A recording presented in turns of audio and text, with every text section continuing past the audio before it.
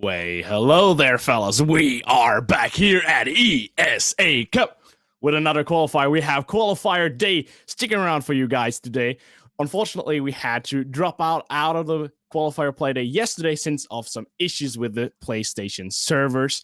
We're so sorry for that happening. We couldn't deal anything with it, so we're back today. So we have rescheduled the matches of yesterday to today, and day number 4 will be scheduled for another day. So stick around. We have play day number 3 here today. I'm Mighty. I will be one of your casters tonight, and I can't do this all about myself because that will be boring. So we brought another fellow colleague to join us in Season 9, mid-season. Hello, Zeno. How are you doing? I'm doing great, man. You can only leave it up to PlayStation to let their servers go down right before the mighty ESA qualifiers, but I'm excited to be here. It's nice and early in the morning for me. I know it's starting to get into the afternoon for you guys. I hope you guys are all excited the way I am because the 3 matches we have lined up today should be interesting, and I'm very excited to get straight into it. Definitely. I'm completely hyped up myself, and I can just pretty much say we have already down below our desk, we see the first match that we will cover today, but I will just bring you all 4 teams that we will see today. We have the guys of no offense and against Akatsuki in the very first matchup. We have all together with those, we have the team of Blind Owls and Suck Gaming in the same group. So 4 teams, quite well known, quite well resumed from the previous stages and also from the previous qualifier. So it will be a very intense group, but I would say I have some favorites, but don't brag about these favorites. We will cover a little bit into these teams. We have MG Akatsuki against no offense at first. So of course we are in a best of 1 meta. It's only best of 1 map. So I would say we need a map, don't we? So speaking of maps, let's take a look at what we're playing on today. A bunch of the maps that are very avoided have taken the early bans, taking Skyscraper and Lair out very, very early. Chalet is a little bit of a surprising ban. I know a lot of console teams in that com love to play Chalet. But skipping on ahead to our final ban, we do move on to a consulate round. Now, not seeing a lot of background information for these teams, we do know one of these teams has a 100% success rate on Clubhouse specifically, but they've only played it once, so you can't really judge when you don't see too many matches coming in from these teams. Seeing Consulate, it's a multifaceted map. You have so many points of entry. You have multiple points of walls to keep closed. When you go upstairs, you have to deal with that external breach, and there's just so much to cover here. So it's going to be an interesting game, and you have to see how the attackers are going to mold against the defenders' holds and how they'll be able to adapt to the roamers or the certain holds that they'll bring in to the rosters and to the game in general. Yeah, and like you mentioned, we haven't gotten the huge amount of stats here that we can provide to you, but we have some more stats because I have my prep sheet here up and ready for you guys. And I just wanted to say that the ban phase of the maps, it does bother me a little bit. A Chalet taken it quite early is okay. It's understandable some sort, even though it's one of the 3 maps that I somehow called, say, that is a potential map that we could see for this decider. But giving me the opportunity of saying Consulate is the decider pick here, it's definitely screaming Akatsuki, not offense, because no offense has played it 3 times, and all 3 times they lost that map. So they haven't gotten a single area win on Consulate. Meanwhile, Akatsuki has played it 3 times themselves, and they have won it twice. So it's definitely in the stakes of this, it's saying Akatsuki should win this matchup. Now, I do agree with you on that specific point. It's always very crucial about how these teams can play in certain areas, and I think eliminating the overall chance of eliminating the comfort that you can get from playing passively or aggressively on a map that you know, Heart, is something that is going to be seen and needed for this match specifically. If you can eliminate all forms of comfort and all forms of practice, we'll be in for an interesting match, and I think that's exactly what we're going to see here today. Yeah. And now let's stick it into the ban phase. I would say bans that we have recently seen from teams like Akatsuki are like a Monty ban, a Blitz ban, but also Blackbeard has been banned quite frequently against him with a percentage rate of 37.5% against him. Now we will see the Blitz. That's the second highest ban pick for Team Akatsuki with a 20% ban rate. So now I would see if it is the interesting part of saying we will see a Monty all along to say we still won't deal with shields. No, we won't. We will see the Blackbeard with the second highest stakes. I would say that like marks to some sort of Akatsuki is not banning Blackbeard because the teams are more afraid of them playing Blackbeard, but some way also themselves is saying when we're playing defense worse, we don't want to deal with that Blackbeard because we know for a fact Blackbeard is an absolutely menace in the attack. Now we can stick into the defenders, and we will have Vigil. Vigil is by far not well known as a ban by Akatsuki, but it is an operator that they have spoken about often and said we are not including that that operator in many of our strats. We don't need it and we don't want to deal with them. Still, the bocce got a little bit nerfed, got reworked, isn't the menace weapon that it was before, but still a vigil with the boss G versus the K1A and also the SMG12 is still a good weapon. And then to the very last, we'll have Clash. Clash is well known as a ban of no offense, so quite understandable. So 4 bans concluded, quite understandable. I would say could have been something else. I awaited some else operators, but definitely understandable if we talk about how the teams perform themselves from this set. So they're like most common ways of banning against their offense strats. I mean, kind of common we're seeing those chaos operators on attack get eliminated very early, allowing Monty to stay on the board for those last minute pushes. Flash getting pesky operators you really don't want to deal with of a round. So bans are kind of the staples of this game, but speaking of the staples, we'll see the very classic shield here go down in the Vending's long haul. You'll also have the Goyo here playing very fucking because of the amount of denial he provides for the default plant. This breach in this site is very unique just because of that little corner it provides between catering and the admin wall. If an attacker were to be able to open up the triple breach right off the rappel, being the ace, we'd be in for a very interesting round. A little bit of an interesting stack here from the Echo. We might be able to see a very nice denial later into the round as they're both buried in the corner. Easy up there for a hop up and nothing much to speak of. Right now, you are going to see a very planter hold and eccentric roster coming in here from no offense. As you're seeing the Gens paired up with the Grim, perfect post lane operators. And if they can take the general control of Visa and admin, we might be able to see a very, very quick round here. We could potentially look into a quite quick round, but I will say that Akatsuki should be having these stakes and also saying the potential positions of saying we will deny that quite abrupt approach.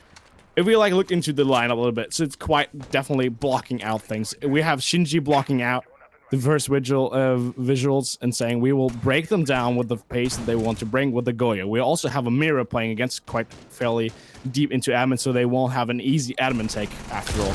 We also have that guy in the name of also Shinji and Nexo holding that window into reception in front of printer. So the approach line for no offense are immediately blocked down and also not available. Took off 1 minute of the clock before they said, okay, we play a little bit vertical with Kodraft, picking out the mirror and forcing her to withdraw her position. We have now gained the access into admin, but still haven't gotten anyone in the building without Kodraft in the first floor. Now, finally, after 1 minute 40, we have the first entry on no offense. And he's also moving forward. Casco is not losing any time here. And then he is figuring out a way out of that reception area, going into break room now, having also his team fellow of Rusev behind him, and now they want to do an approach. They want to push forward. Now they're not leaving any pace. They're not leaving any time for granted. And Rusev finds the first kill against Skit. Seeing the first body go in the favor of the attackers, you've gotten rid of that mute. The man with the shotgun in the C4 installed. Potential pick here, but a quick response from Gongster takes out Zoro nice and quickly. That's a refrag. A minute left. That's plenty of time. The attackers here are not wasting any of that time, getting nice and aggressive here. Sen's getting located, getting fragged off by Nexo. Gold onto Nexo on 3-5. And the long haul is now to say it's for the attackers, surely but shortly.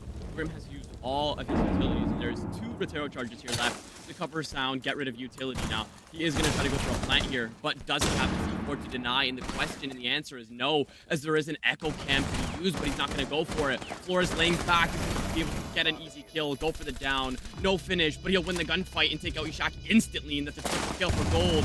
Almost a quad, but the post plant is down, and there's nothing you can do except for play your mirror, relax, and call it the round. And it seems like this round is over. You have the verticality, you have the man tucked out into managers, and you have the man sitting on the long desk. There's no way he can take it here, but he's not going to go out without trying, as he'll get the first body and have 2 more obstacles to overcome before he can confirm this round as the defenders. But do you know there's a man below you? You have to do something here. 10 seconds left, your fuse time. If you get shot here, it's over, and there's no way he can get the diffuser off here. And that seems the first round is going to be in the favor of no offense.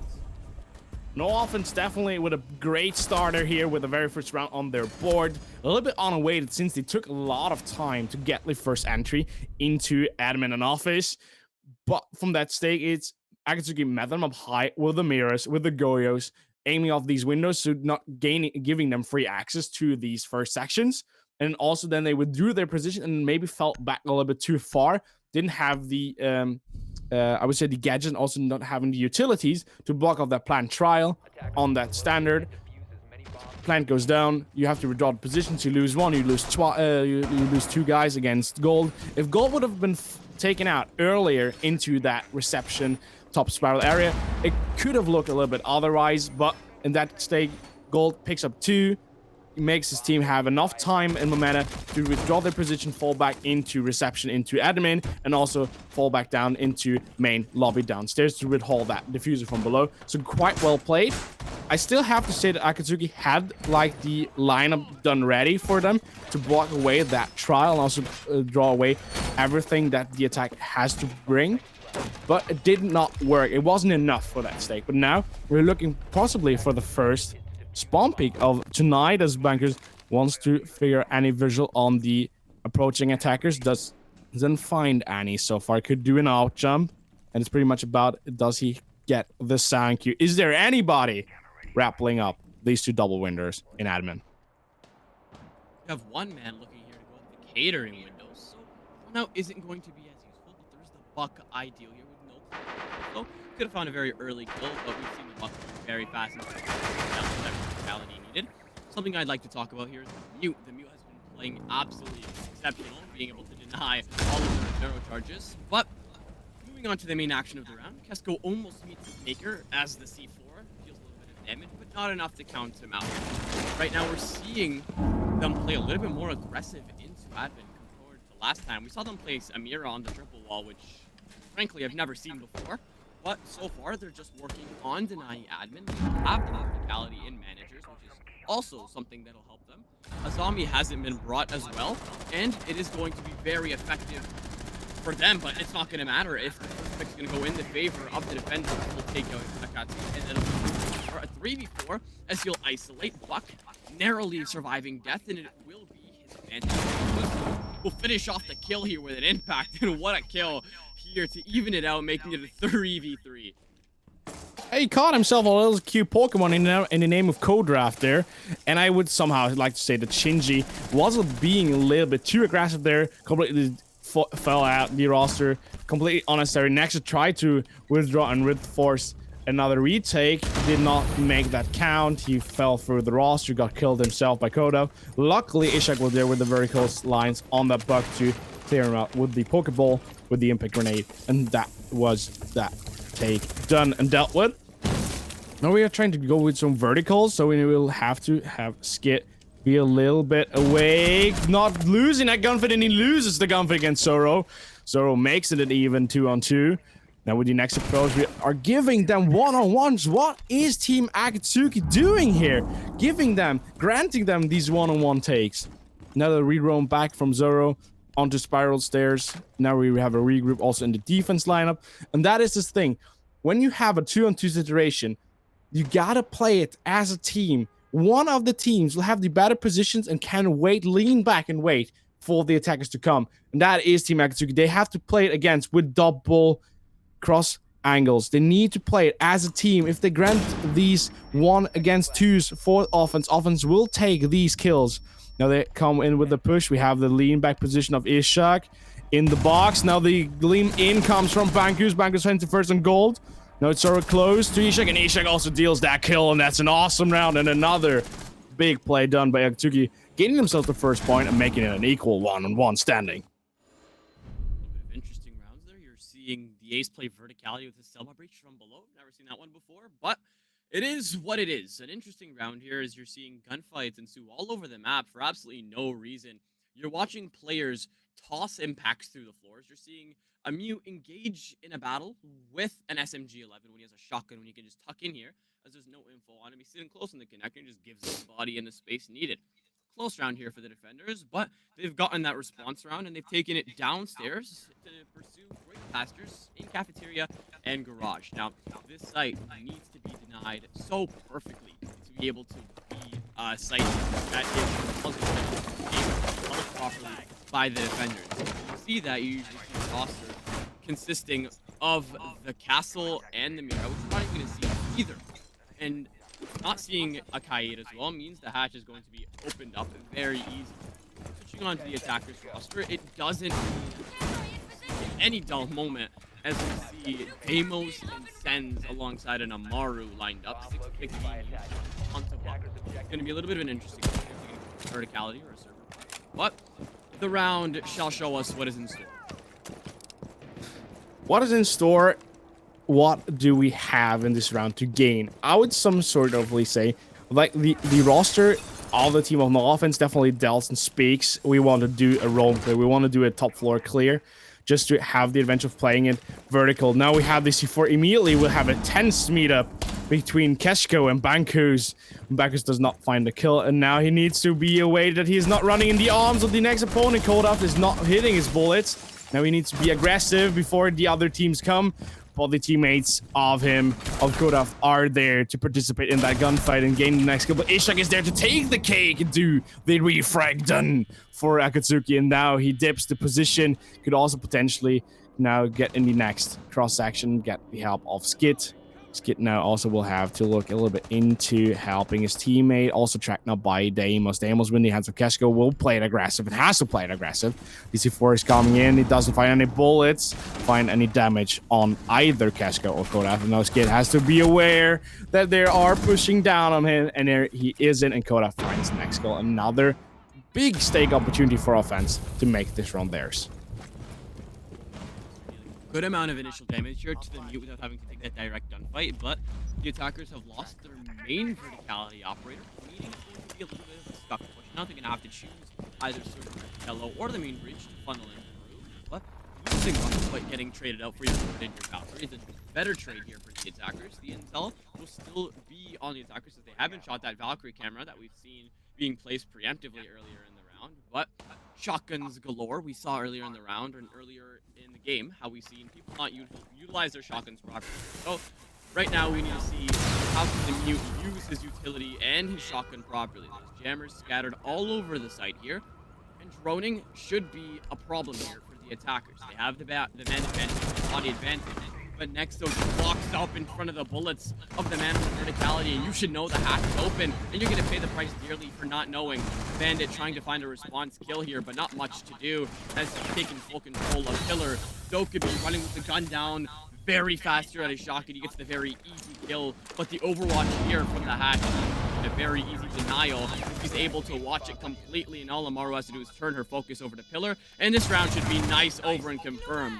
Diffuser's down, yet once again, we've been put in a similar situation before. You have the Overwatch, you have the man on the breach, and it'll just take the man playing verticality to take care of you, and that is the next round in the books.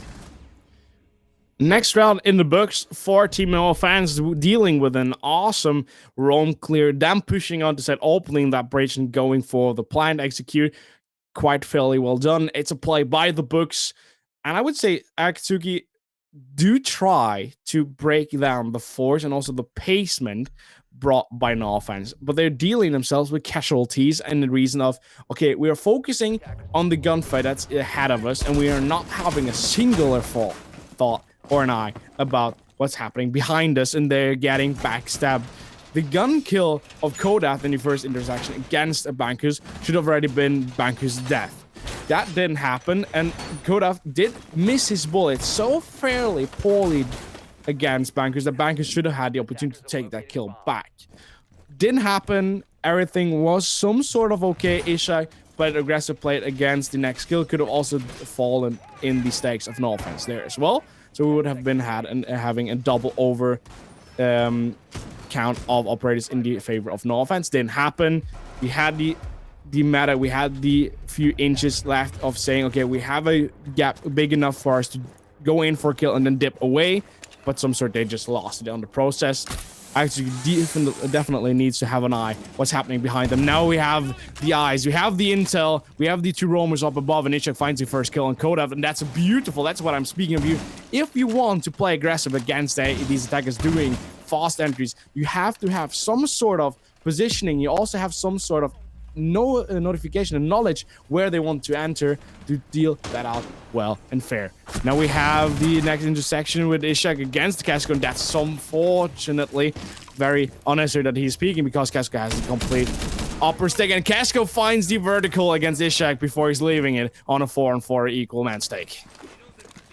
Beautiful roam clear there and a beautiful response here. The attackers lost the first body, but instantly responded, and that's something that is credible. No offense. Their ability to show absolutely no mercy and play very aggressive no matter what's going on in their team. Down a body or up a body, it doesn't matter. The aggression here is always matched, but sometimes that'll play against you because aggression can get you killed. And right now, Nexus got himself on the board, but gets refragged again almost instantly. And the Deimos is just absolutely frying anybody that walks into the crosshairs. And that's 2 roamers successfully cleared, and that makes no more in total as they've brought the Mira now into the setup, meaning roaming doesn't need to be essential as they've wasted 1 minute and 30 seconds of their time, but they've lost both of their roaming operators. But Banks isn't going to ignore any of that. He's going to go for it anyway. Shinji on the other side of the map kills, and then we have 3v1. This round goes in the favor of either the defenders or the attackers both times. It is absolute blowouts on either end, either a 3-man or a 4-man advantage, either post-plant or in the dying seconds of the round. Action very early on into this round, and going into the late stage, it seems like this round's going to be nothing but over as Banks will find the headshot onto Zoro, confirming that round. And finally, we have the complete difference what we saw in the prior rounds. We have Akatsuki taking the advantage, saying, okay, we have positions upstairs, dealing a lot of damage, taking 2 kills as casualties for the refrags that we are getting on our side. We take away a lot of time from the clock, and then we play passive, let them play down towards the side we are wanting to protect. And then you have like the positions, you have the call-outs, you have the utility to spot them out, get the intel right, and then you have these players. You have these mechanically gifted players like a Shinji, like an Ishak, like a Bankus that they have been showcasing here at ESA for multiple seasons now. And that's like the way that I was some sort of awaiting Akatsuki to play, not like Akatsuki played out in the rounds that they lost, because that was like very unnecessarily over-peaked, over-forced, like you're completely off and alone on top of first floor. It did not happen, did not work for you, and you stuck to it for another 3 rounds, and now in round number 4 we saw the first change, and I pretty much hope that was like the breaking point for Akatsuki to now showcase what they're pretty much made of for the things that they are known for.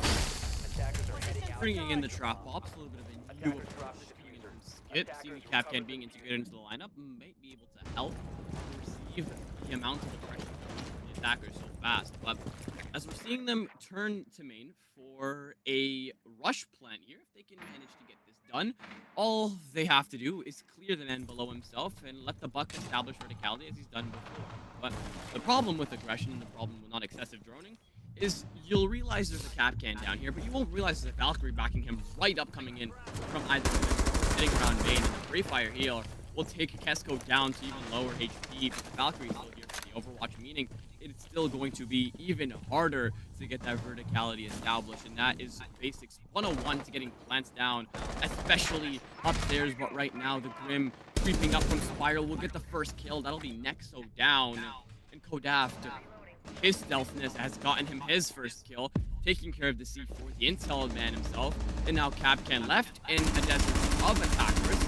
20 HP on his board. Not the greatest of stat lines, and he'll make it 1 and 4, so he'll get picked off from the window he was once aiming at. And that's the 2 roamers successfully cleared, and a very easy plant to follow by if they can get this utility kill. So both roamers cleared in 1 minute and 20 seconds. Done.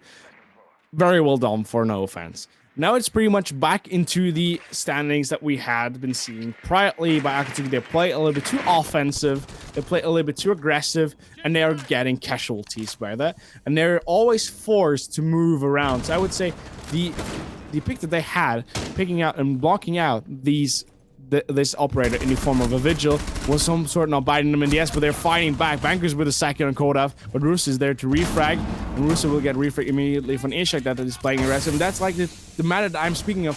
Grant yourself opportunities to play it alongside each other, because if you're getting a frag against you, you always have a teammate in a potential position to refrag you, and that's what we're seeing here. Shinji going in for the kill for Zoro, and Gold is on the position to take the refrag, and now they don't have any intel, and he wants to block off that standard corner for the approach and then maybe go into a flank position behind window, but he's getting caught off guard by the long angle of the SMG-11 by Ishak, and Ishak is always there to save the day. And now finally, first time ever, taking the lead for Akatsuki in a round that didn't look good for them in the beginning first half.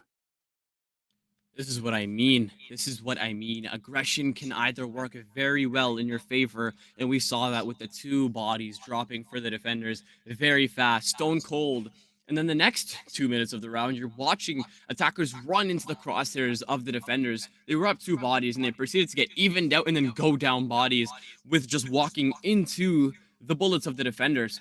Smart play there by the sense to be able to try to rotate over and get a plant down, but you don't have intel. You can't be sprinting in a sight with none of intel. But that's all in the past, and we will move on to Grand Piano as our next site. And again, so far, the rosters from the defenders have been a little bit questionable. You're not seeing the Mira or the Wamai/Jaeger on this site, and that's going to allow them to not have that verticality hold and grasp on upstairs as they usually would if they were to integrate these operators. You rarely see why Mira is not to be brought when she survives the ban phase, and so far we're seeing Amazi being prioritized over that, which is a little confusing.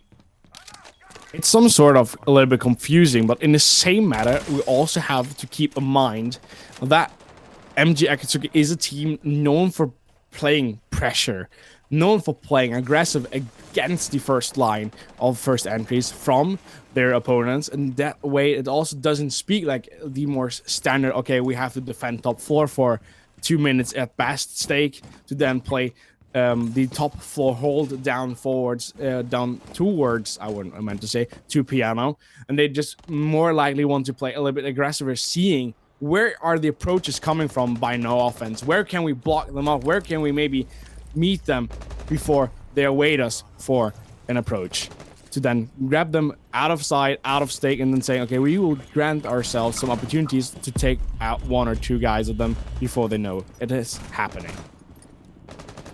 Amos receiving the live tracks of the Warden sitting close here. He's playing with fire here, the Warden, trying to seemingly walk in. But Deimos just catches Bank so off guard and getting the first, Gold finding the second.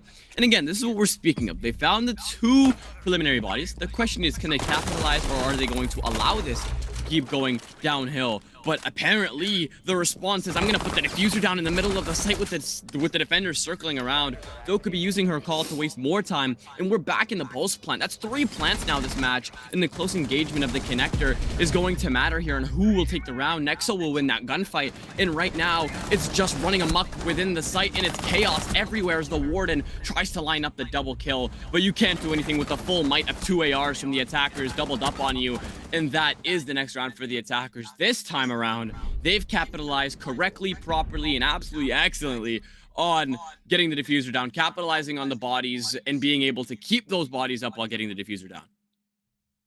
Yeah, I couldn't agree more, and I couldn't said it better. Without the single take of saying, yet again, if Akatsuki leaves multiple informations behind in their head and saying, we're not dealing with these facts, we're ignoring these facts, they begin to lose out rounds. They tried to force against, no offense, once again, quite early on the first approach from admin.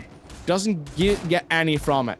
Luckily, I said in the first take, the Goyo in the hands of Bankers wasn't cleared out, even though the good player in the hands of Kesko on the Deimos saw that head onto that Goyo when he was standing back. While you're peeking the window offensively, doesn't make any sense to me. So you're over peeking, you lose one. The next one over peeks to try and force a refrag without having singular information where that guy is at and where the second front line, the second team player of the Deimos is. Over peeking there as well, losing the second, and then you completely also leave out of sight that we have no one on site. We have no one holding the hallways leading towards the site. We have no one playing into reception, granting them free access into the site. They're going for the plant, and this is a complete throwaway. And also, once again here, you have no intel about that the main breach is open, the singularity breach is open into small breach box. You have one move out from there, and that once again, it's just a free kill coming out there. Ishak falling through. That's top fragger done and dealt with by the hands of the Grim. And also here, once again, Shinji playing the Deimos, wanting to do like a Casca-ish play, but completely leaving out of sight that he could have openly shot these crossing and also the enter for the breach box, but clearing out the Goyers is definitely a good stake for first, leaving that out of the matter for the late take. But now, from this point off, we have still no offense on the leading schedule. They're having the advantage of more guys on the board and limits of manpower. And it doesn't look convincing from my side for Akatsuki. I have to say it like it is. Right now, a little bit of aggression from the defenders doesn't go unwarranted. It's fine from time to time. That's exactly what they did. Now reinforcing off the catering breach can either go either way, and this time went in the way of no offense, and that was exactly how to play into the aggression coming here from Akatsu. You just have to match it and go at it even harder. But right now, no shield on the vending is going to allow less grasp on this long haul, but the shield that's rotated on into the longer hallway is going to allow them to still have somewhat grasp.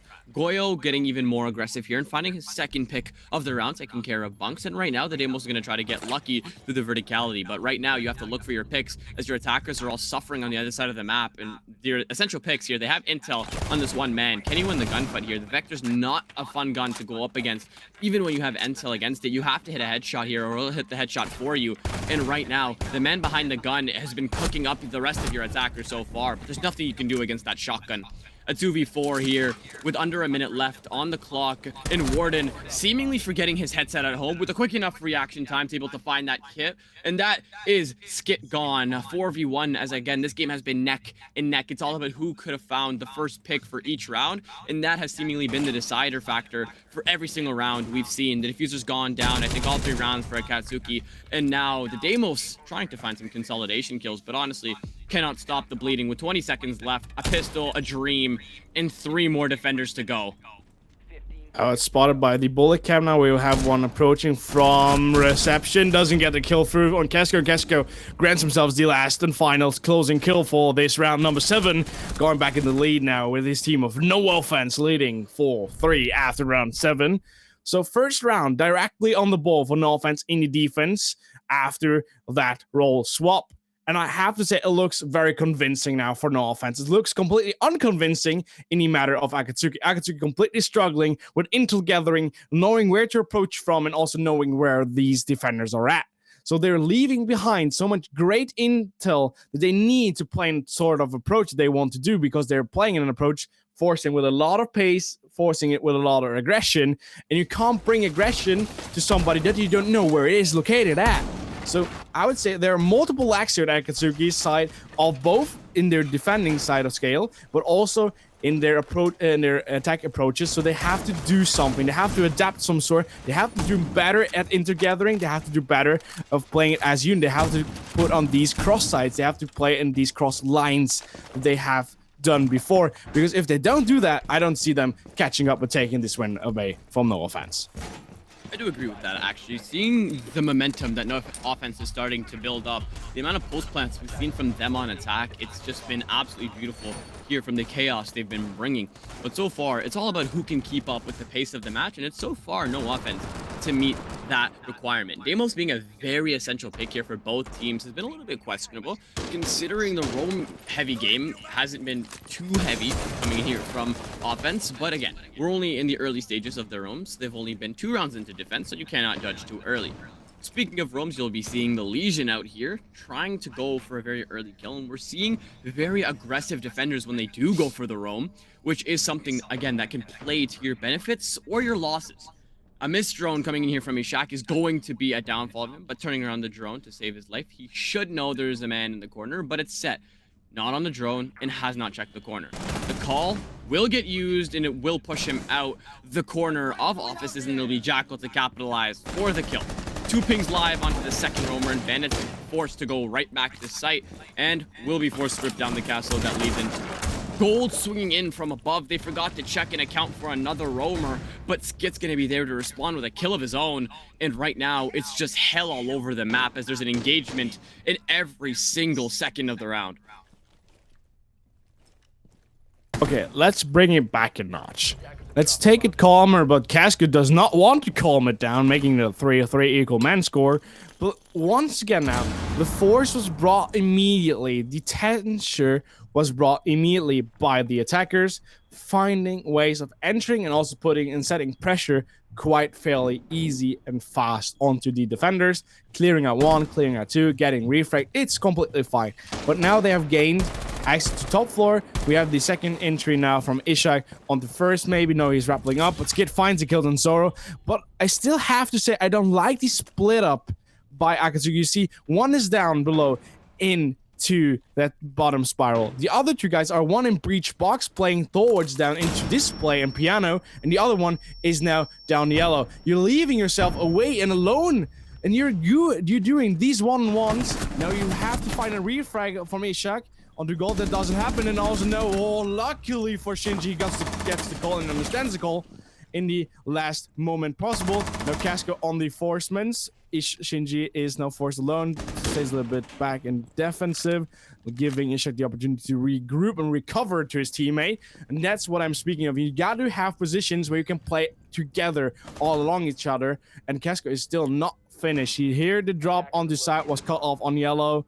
Now you have Shinji playing an aggressive against yellow stair. We also have the bug coming up from the top floor. Casco is too far away. Ishak is too slow. Casco is running away. Ishak doesn't have the defuse, and that's another round poorly thrown away by the take of saying we're not close enough to each other to play it 2 against 1. You're giving Casco 1-on-1s 2 times in a row, once all over again, and that's the way how you throw rounds. Guys, if you wanted to tutorial how to throw rounds, please ask Akatsuki, because this once again was an awful round that they should have won. They have the opportunity to close it down. They have the upper stakes. They had the time to recover the fuse and then go for a potential plan, dropping together and then blocking off the side of where Casco would come from. They would have sound cues and drones if he would come over hatch. They had the opportunity to completely aim off bottom yellow entrance into garage, and they're not doing it. They saying, okay, let's go for a kill. One drops down. The other guy is completely too slow from ahead from first floor, and I can't say it. It was poorly played and definitely thrown away by Akatsuki. Right now, seeing how it was a little bit of a questionable round ending in a game of Tom and Jerry, but seeing how Akatsuki had the round and seemingly didn't capitalize on it, we're 1 round shy away from match point. Something that we have been seeing from No Offense that has been different is seeing how they've been integrating the castle into their setup and adding essential layers into the setup to be able to capitalize and hold the attackers at bay and be able to waste even more of their time. By the time the attackers cleared the first roamer, they got refragged instantly by the mid floor. By the time they cleared the mid floor, they realized they had 10 seconds left, no diffuser in a 1v2 situation, and no intel on the whereabouts of the bandit. And essentially, that's exactly what differentiates a good team and a great team. You have to figure out what you want to do, when you want to do it, and how you're going to mold yourself around the attacker and the defender utility to be able to capitalize. And that's just not something we've been seeing from Akatsuki. So far, you're going to take control of admin copy and the general's room. And so far, again, we're seeing the same type of hold. You're seeing the multi-layered push. You'll have one man playing long desk, as the site is grand piano, and the other one will be tucked into CEO. The only differential, there's no mirror on the board this time. And another big differential here is you see immediately enter into admin happened. Immediately the second entry happens for printer and also into break. What happens after that? You put in these drones. You're droning forward. You immediately, when the drone set spots out someone in the first matter of Casco playing reception, what happens? Yes, the nuke is swinging in and pre-firing that reception door into reception hallway between the 2 meeting site. What happens after that? Okay, you know for a fact Casco is withdrawing a position, falling back a little bit. You set the next force over the Dokkaebi from top spiral, and now everything crumbles apart again. Now you're leaving away the drones, and you have no perspective on flanks, and Casco can just walk up to you, gets 1, gets 2, gets 3 kills, and now you have Casco going in for the 4th onto Nexo, and once again, it's a complete throw-off. You have the entry. You set the entry quite fairly well, fairly fast, and not losing any time at all. And what happens? Then you drone in, you figure out ways to set pressure on the opponents, and then out of nowhere, you're saying, okay, we're not droning anymore, we're leaving any intel behind, and we are saying, okay, Let them play. Let them play. We're forcing them into sight, and we are not having eyes on flanks, on possibly cross sides of the opponents. We're just walking in on them and see what happens. And this can't be the place that Akatsuki wants to bring at an ESA qualifier. I just can't. I just don't. I couldn't imagine why a team wants to play out that well. They have the stakes. They have the ideas. They also have like the, I would say, the focus of saying, we know how to play ESA. We know to play on this level because we are these players that have played ESA before. And out of nowhere, they're a good team in the beginning, first half. And then in the second half, we're just saying, okay, we're playing run and gun Call of Duty and see what happens. It doesn't make any sense from my perspective. So I would say, I really want, no offense, to take the 7-3 now. I mean, it's only obvious that No Offense is the clear victor so far of this game. We're seeing very early engagements coming in here from Kesko. He gets aggressive, and he gets aggressive fast. And the attackers have matched this by looking down Spiral and allowing their backs turned while the Goyo just absolutely mauls their team from within. A little bit of an interesting round. I don't think I've ever seen 3 kills go down without anybody turning their attention towards it, but you live and learn. The next site will be upstairs yet again, and a plant is to be in order as you see the Amaru paired up with the Grim, but guess what? You still have the operators to deal with downstairs being the singular Goyo. Make that 2, but Banks will find the refrag. That is gone, and now 40 seconds in, and the attackers are finally up an advantage, and we're finally seeing some sort of leeway and momentum that they've been bringing. The first Volcan canister getting popped off top yellow is going to be a little bit of a disadvantage, and losing all of this utility is starting to progressively make them lose their grasp onto site, as that utility getting burned is so essential to be able to get a plant or the bodies done. Line could potentially go down, but I would say I think we have enough util and also enough aggressive players to force that. Again, we also have the Goyo canister up and running still onto that window. Casca finds the next kill into Nexo, goes and conclude forward onto his double digits. Casco on 13-4, and that's a madness of a score line. Now also the Goyo gets popped. We bring the Grimbees. Goal finds the next one on Ishak. That's the top fragger done by Team Akatsuki. Also the upper hand gained by No Offense once again. We don't have the positions. We don't have the guys playing a fast plan. Bankus leaves around. Shinji is not doing anything. The other teammates are leaving the lobby. They knew for a fact that they have lost 7-3, and I pretty much say it's a well-deserved loss. Akatsuki did not show up for themselves. They did not play the way that they're known for. They didn't bring it on the way that they should have and could have. And some say I gotta bring it to you guys. It's well-deserved that No Offense gets this win 7-3. I mean, I would leave the game too if you came out swinging and then proceeded to lay down and take every single round to your disadvantage. But right now, Gigi has a 1v2 with 38 seconds left. We've seen situations that have been a little bit more crazy to win, and they've been won. So far, it's not impossible to win, but again, 3-6 on the scoreline. You guys had the verticality established. You had the defenders gone and dusted. You had everything capitalized here. And you proceeded to get wide swung by a Castle who just won every single one of his gunfights and went down, confirming his own double digits and allowing his defenders to sit comfortably in sight with the man advantage. And 10 seconds left on the clock should mean, is it potentially over? 5 seconds left on the clock, and the Goyo canister is no longer there. C4 from the Warden might be able to be here to deny, but right now the plant's going to go down. The question is, can he get out of the window, or is he going to go straight on for the engagement? And right now, that'll be no offense, and it'll be the man himself, Kodaf, to confirm the kill, call the game, quits, done and over. And 2 men remaining in Akatsuki will have to face that very tough lost screen, as they've seemingly lost the lead, sat down, and let No Offense run away with it. Yep, they let them run away with it. I have to say, Akatsuki showed up for themselves in the defense with very struggling retakes. It was some sort of okay that they got a 3-3 split, but I have to say it was nothing of the Akatsuki that I was awaiting to see, the Akatsuki that I was happy to cast. It was not the Akatsuki that I saw on my prep sheet. It was definitely a No Offense match. For the first time, 4th take for No Offense onto the Consulate, and it was the first time that they won it out of the score lines. Perfectly well done, very well adaptive play by no offense. They adapted quite fairly well on every single approach brought by Akatsuki, found answers, found clues, and found also the lacking points of Akatsuki and put a lot of pressure on those lacking points and completely, honestly, I have to say it the way it is. They definitely deserve to win this matchup out. Got themselves 3 points, very important points here in the qualifiers. And I wouldn't leave many much more words. If you have something more, Zeno, you can bring it on, or else I will kick it to break.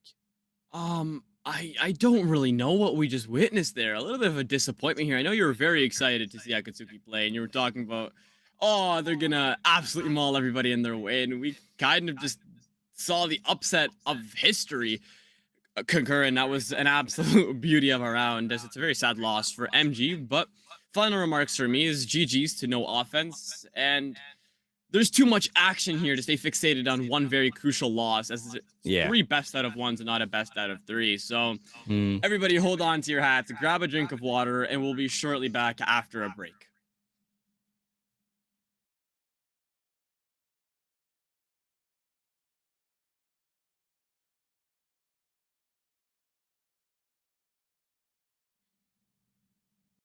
And well, hello, we're back with the second game of today's qualifier at ESA, and we will have a team coming back once again on screen, a team that didn't deserve to have a win for themselves in the first round, and hopefully after a short break, or better said, a little bit longer of a break, they have had the time to go into a deep talk, maybe ask themselves the questions. What did they do wrong? What do they need to adapt upon to be better on the second map and show up for themselves, for the love of God? But I'm still Marty, and I'm still not alone. I have Zeno here back on the board, and I just want to ask you, Zeno, what are your opinions about Akatsuki against Sach Gaming now for the second matchup? Oh, it's just so many factors to consider. We just saw, wow, I can't even structure the words correctly here without targeting or singling out here Akatsuki, but an absolute blunder from Consulate is going to send us to Skyscraper. 2 maps that aren't really teams' first choices, but banning those maps that some teams are certainly very strong on is going to be the main point of getting these bans done, especially in a best out of 1 series. So seeing how they banned Layer first, very common, and then they took out Night Haven Labs and Chalet back to back. These 2 maps are absolutely impactful, powerful, and allows teams to build up a very easy momentum once they're able to channel their inner passion and get those rounds on the board. When you move on to a map like Skyscraper, you're not seeing that. Anything can happen on Skyscraper. It all depends down on what are the bans, who's banned, how are certain players going to move around the map, who are you playing with, and how are you going to communicate with your team to be able to capitalize on certain rounds. So I think we're going to be in for a very interesting game. I don't know what to expect here from Akatsuki. We thought they were the obvious players who were going to run through every team, but obviously we were proven wrong, and this game is either going to continue that prophecy or we're going to finally see them stick up to what they want to do. Like, I hope they can stick around a little bit longer. Hopefully, they also can show up for themselves now. But I can definitely give you some more information about Akatsuki, as Akatsuki has done 2 quite important roster changes for the second matchup. We were not seeing the guys around Nexo on the team, and we will also not see another guy that I can't get into my head at this moment, but we will see Ishak, we will see Bankers, we will see Trixie back on the roster, we'll still see Shinji, and we also will see Blacklist back on the roster. And that are names that we have seen before. It's a team base that we have seen before in the hands of Team Akatsuki. This is a unit that has played before in other names alongside each other. So I pretty much hope that this roster now can deal much more damage than it did on the first map. But we have to keep in mind, Akatsuki 1 loss so far in this qualifier, in this third qualifier. Meanwhile, Sach Gaming just played a match. It took a little bit longer than we anticipated against Blinding Owls, and winning that one out 8-7 in round number 15 on Clubhouse. So Sach Gaming on a 1 positive run streak of a win. Meanwhile, Akatsuki on a negative losing streak. So I'll pretty much see, can Akatsuki capitalize and finally find the cons and way into this scoring line, or will Sach continue their running gun game and winning this streak out? I do kind of agree with that, actually. That's a beautiful way to put it. It all depends on who can continue the streak. Are we going to see a negative or a positive gain? And that's exactly what this game will have in store for us. The first ban will be on Blackbeard. Not a big surprise, the absolute powerhouse of this season. A very dull season in metas, but DMRs and Blackbeard are the names of the game when you play in. And then Akatsuki off to an absolutely horrible start by banning nobody. What an interesting ban. I don't think I've ever seen that before.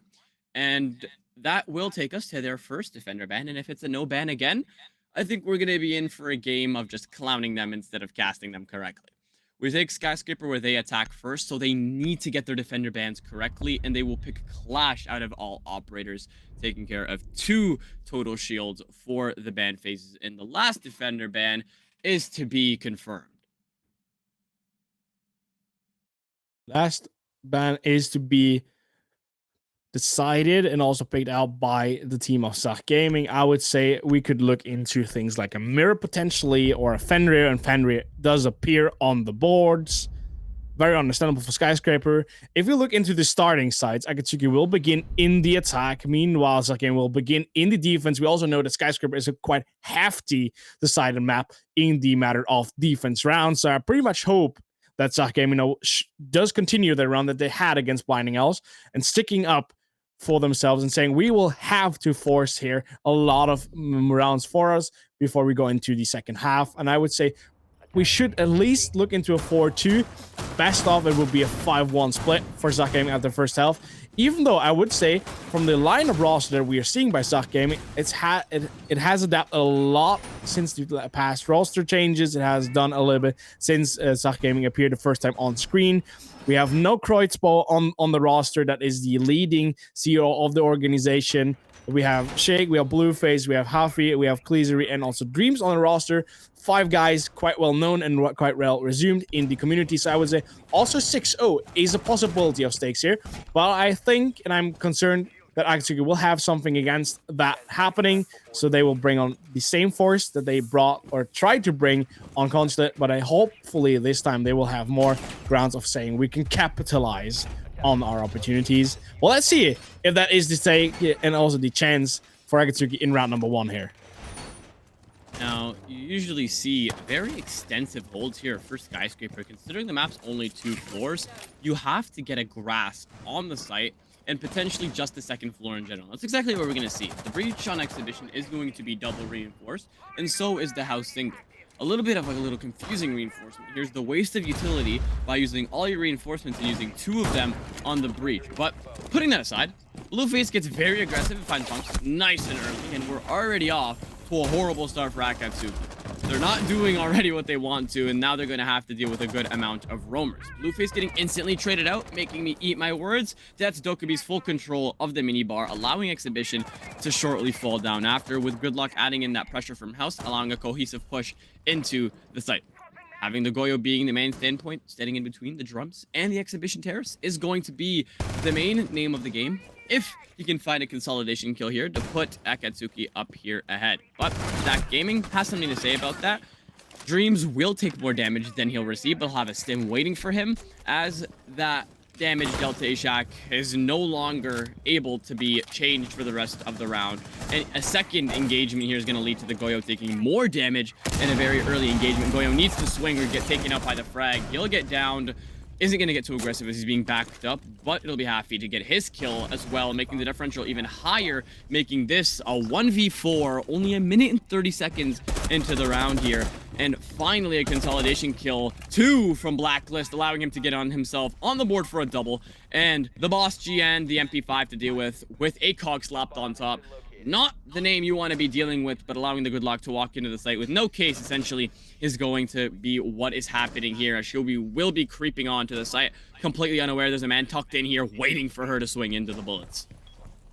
And that's like the biggest thing. Does she know? Does she know? No, she doesn't. The Blacklist is on site now. He's getting forced by Hafi from the front end of Tea Room, of Karaoke, I mean.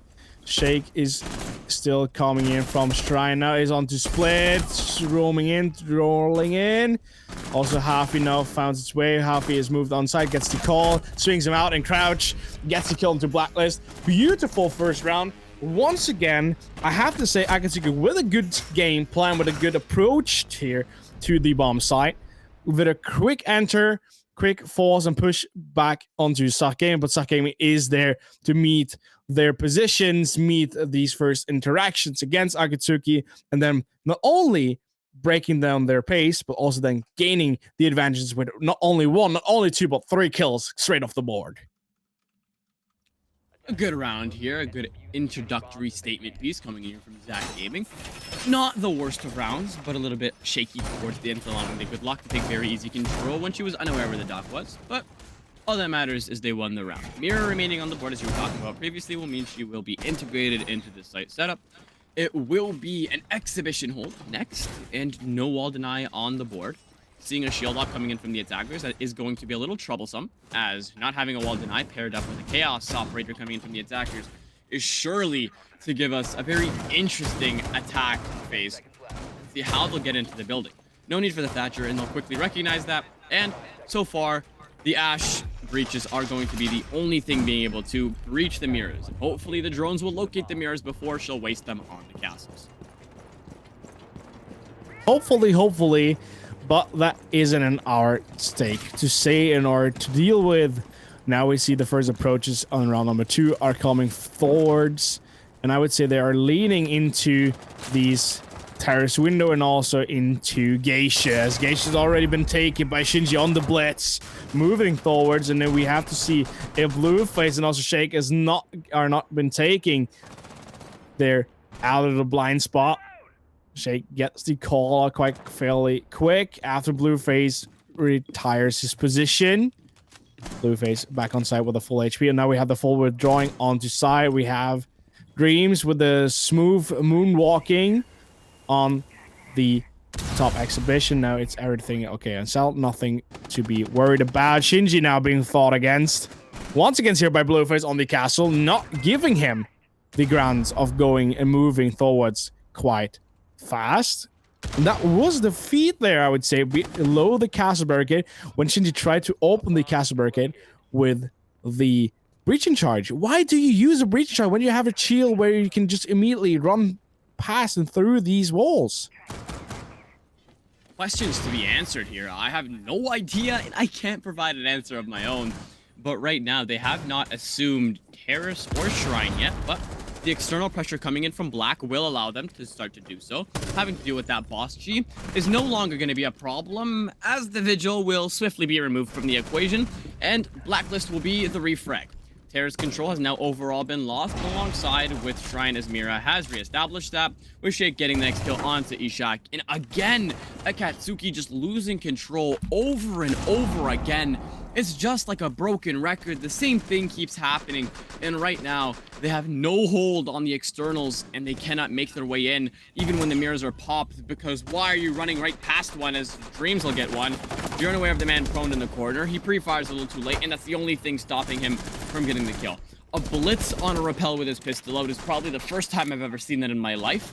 But right now, 2v4, a beautiful recovery coming in here from Zach. And right now, they have to lock in their round by confirming these last 2 kills. Blitz below 20 HP, and the Thermite is the only lifeline here with 30 seconds left on the clock. Do you think that Akatsuki has an immense problem of getting refragged? Oh yeah, 100%. And they lose control way too fast, and that's exactly what we've been seeing here. They had the initial Shrine control, but they're too scared, and this is what I mean. 2 flashes in the Thermite's pocket, he just sits and waits to get shot in the head, and none of them have been utilized in that Shake to get the next round, because what is going on? You have the utility, you have the breaches, and you have the control. You even found the first pick, and you still manage to lose the gunfights and lose the overall map control, and it's just inevitable to lose the round as well.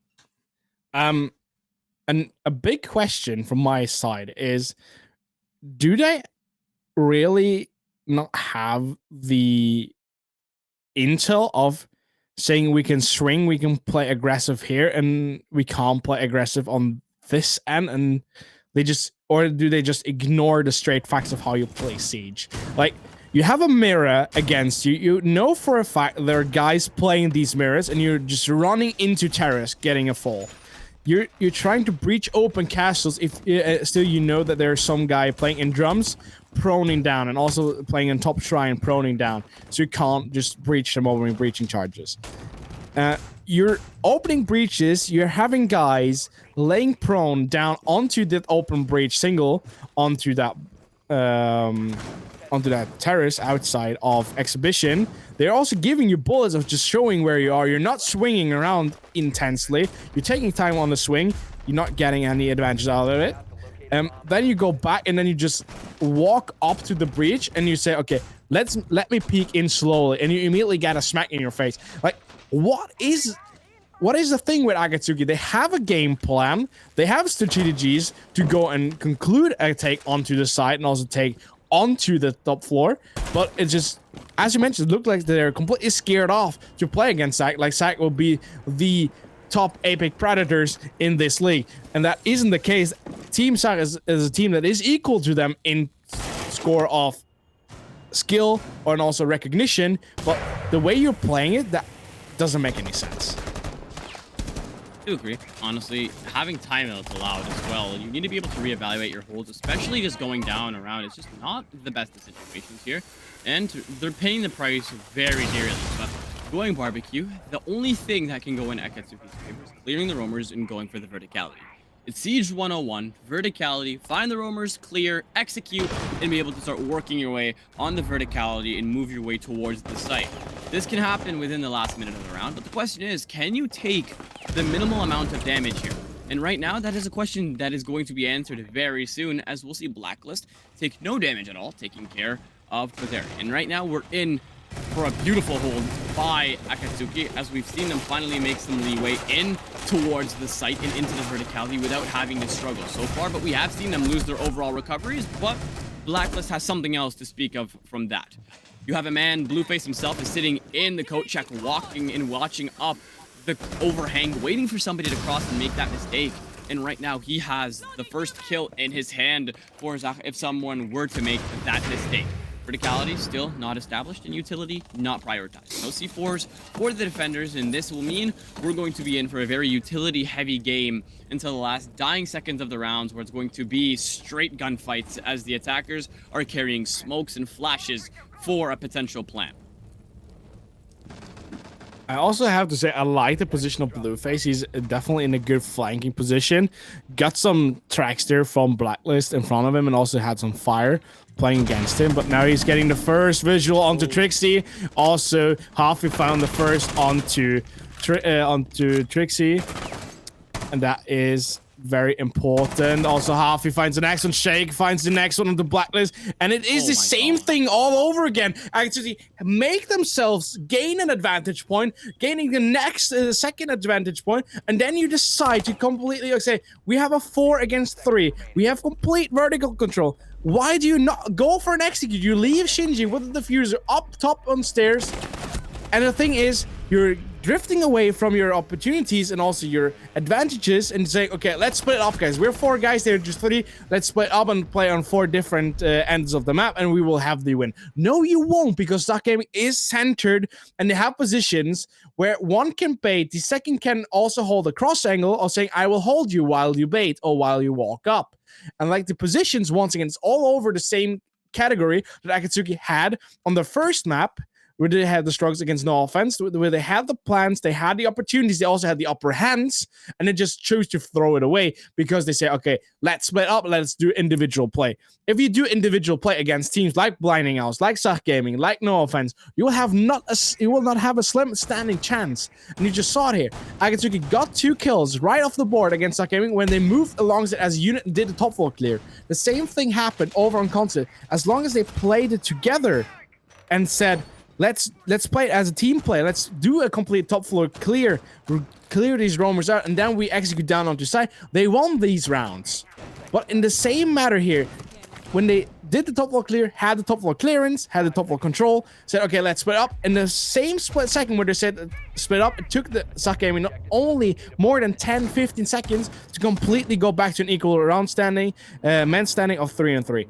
And that is just not supposed to happen. Akatsuki definitely needs to straighten up, definitely put in more work here, and more utility work, and more into-gathering work if they want to have another capitalization chance of gaining back a point here. Now, I'm going to apologize in advance if you do hear me laughing in the background. because they had the two-man advantage and we were just complimenting them. And here they are again with the man advantage. 5v4 and they've taken out the Valkyrie. Crucial operator that can play out from below and just bring hell to you, tossing C4s on the floor, especially on a map such as Skyscraper, where literally the whole site is soft. Having to deal and having to lose these body advantages is not something that's very easy to deal with. And right now, Zaka has either been the best team we've ever seen to adapt, or Akatsuki is just doing the same thing they did last game and failed to adapt. And on top of that, they're losing their bodies very soon.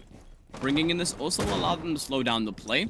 There is no impact spinning for them, meaning this Osa will remain up for the rest of the round unless she herself will be the one to shoot the gas canister. A black rotate is not something you see in the usual comm, but we are on console comms, so a lot of the strats are different compared to PC. Sense is integrated, and this is exactly why you don't want to make that black rotate, because if you lose control of this overall haul, you can take overwhelming control of the B site. But Shinji will be able to get one FE on the refrag again for the 4v3, but shot in the back by Bonks on the stairs. Refrag instantly from the black balcony, double kill here, and they've lost the man advantage again. He's had 3 stims in the pocket, make that 2 easies back up to 100, and you cannot keep doing this. Akatsuki losing the integrity every single time as they've lost it again. Triple kill for the dog, a beautiful round of composure from him. Triple kill to completely dismantle the black balcony and stairs push as Dokkaebi left all by herself in the bathroom, having to wait to meet her maker as this shotgun waits strictly in the corner, and he will fall to Blueface. And that is literally 3 rounds in a row, textbook selling, as Akatsuki loses the round once again. Okay, let's bring it back a little bit. Not okay. 4-0 for Suck Gaming. I would say if Akatsuki doesn't straighten up for themselves and begin to show up for themselves, this will be a 6-0 half. Not because Suck Gaming is so much better or Akatsuki is playing it so heavily poor, but the main fragment here is that Akatsuki has an approach to it. Once again, here as well, they gain access from balcony. They also put in the work of saying, okay, let's block off the cross line back to that black rotate. And then they move in, and immediately it's stalling there. I have to say also, it doesn't give you any effects of having 3 guys outside on balcony. When you have no one getting a second flank or second approach. You could have had one jump into top shrine. You could have drawn out top shrine and had one pushing into shrine. That way, Hafi would have been taken and dealt with as he was standing in the doorway that was visual all the way deep back into shrine. You could have killed him out so he couldn't swing out into that doorway to then gain himself the first kill outside on the balcony. Just to block that one off for first. Second of all, you have one guy coming up black stairs. That's perfectly done. Well, why do you concentrate yourselves only on the guy standing and forcing that balcony door? You know for a fact that was one guy playing roti, and for that to take is okay, have 2 guys out the balcony, have one being droned out and jump into shrine. Then you have the 2 other guys remaining in your roster running up black stairs. You could have forced the take. Yes, you get the kill onto the guy on closed balcony door. You're getting killed, retaked by the dog standing in the roti to karaoke. You have the next one top of black stairs taking out the dog, and that is what I'm speaking about. You gotta play this kill by kill method. These give and takes, like get killed, get refragged. Like as soon as Akatsuki doesn't begin to play this, Suck Gaming will take a strike over and over again here, because that's like the gameplay that Suck Gaming is providing here. We're standing close enough to each other to try and do refrags, and as soon as they are not in the positions or they're getting cut off to not making refrags happen because they're splitting away from each other, that's where the moment where Akatsuki can put on pressure and gain advantage of rounds. Now, once again here, they're capturing and capitalizing off the chance of just splitting Suck Gaming players away from each other. Now, Suck Gaming also has the ridiculousness of being overpeaking and being aggressive, but Dreams finally finds the first answer onto Bankus after they found 2 on Blueface and Hafi. And I gotta say, this round looked a little bit more convincing for Akatsuki, and I pretty much hope now that they're not splitting up that much as they've done in the rounds priorly. But if I already see you have 2 guys in drums, you have 1 on top shrine, you have 1 below, it's still once again too many one-on-ones perspectives that we are provided by Akatsuki, and I'm so sorry that I'm taking the full stage here, my dear friend of Xeno. Dude, completely fine. But you know what's not fine? Losing the 5v3 advantage 5 times in a row. As you've lost complete drums, but Shaq's here to respond. It's a 3v2 on his hands. Dreams has been responding with a kill of his own for the last minute and a half or so. And right now, there's no cohesive push coming in here from Duck Gaming, as it's a 1v2 so far. But guess what? You still are having the second guess element of allowing Mira to isolate the ones. And by doing so, the no C4 in the hand is going to play to the attacker's favors. But guess what? You're in the late stages of the round, and everything has to be perfect. And exactly is what is going to go down, as the drone will locate the man in terrace, push him off right back into the minibar. And the early pre-fire finally and surely gets them back onto the board, and that is a very narrowly 6-0 avoided, as the scoreline is 4-1, and we move on to the last attacking round from Akatsuki. They need to either close down that differential down just to 2, or are they going to suffer with coming back for 4 rounds as they switch on to defense? And I don't care what map is defender sided, being down a certain amount of rounds is just sometimes too irrecoverable to be able to bring it back. Is this the Akatsuki that I spoke of, that I wanted to see and witness? No, it still isn't. Why do they still win a round now? Okay, quite easily declared why they won that round. Suck Gaming felt very confident, quite understandable for all. As Zeno mentioned, Akatsuki able to throw 4 rounds, or better say, they threw 5 rounds in a row where they had the 5-on-3 advantage, and Zuck Gaming won it back. That way, Zuck Gaming has the feeling of saying, okay, we can win it back whatever scenario is given to us.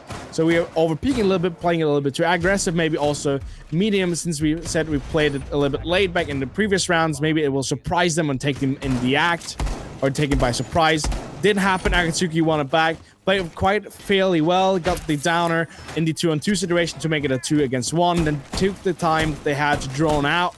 Finally getting more intel on the board. Very important there to get that intel on the board. And then be calm and steady of saying, okay, let's force him out. Let's make him move a little bit, and let's hold some crosses. If he peeks on the left hand, you have him. If he peeks on the right hand side, I will have him. Crosses made, crosses out, good team play. If he kills me on the left hand angle, you can just push in and move in. You know you know where he is. Push him, get a kill. Refrag done, easily done. That's what I'm speaking of. Akatsuki is needing to play more of these pressures on the same scale, where they also have positions to do these refrags, to make these refrags happen. Okay. And with the sites here that we've been seeing them try to adapt to, they essentially have the right foot forward, and we've been seeing them do absolutely beautiful with finding the first kill. Can't take that away from Akatsuki. They get the first pick, they get into the building, and they let the defenders know we're here to play. That's beautiful, and that's something to speak to. Congratulations and kudos to you. Can you get your foot in the door and walk through it? And right now, the answer's been no. We've seen them do it 1 out of 5 times. So right now, they have the chance to redeem themselves, but they have the same exact push, exhibition.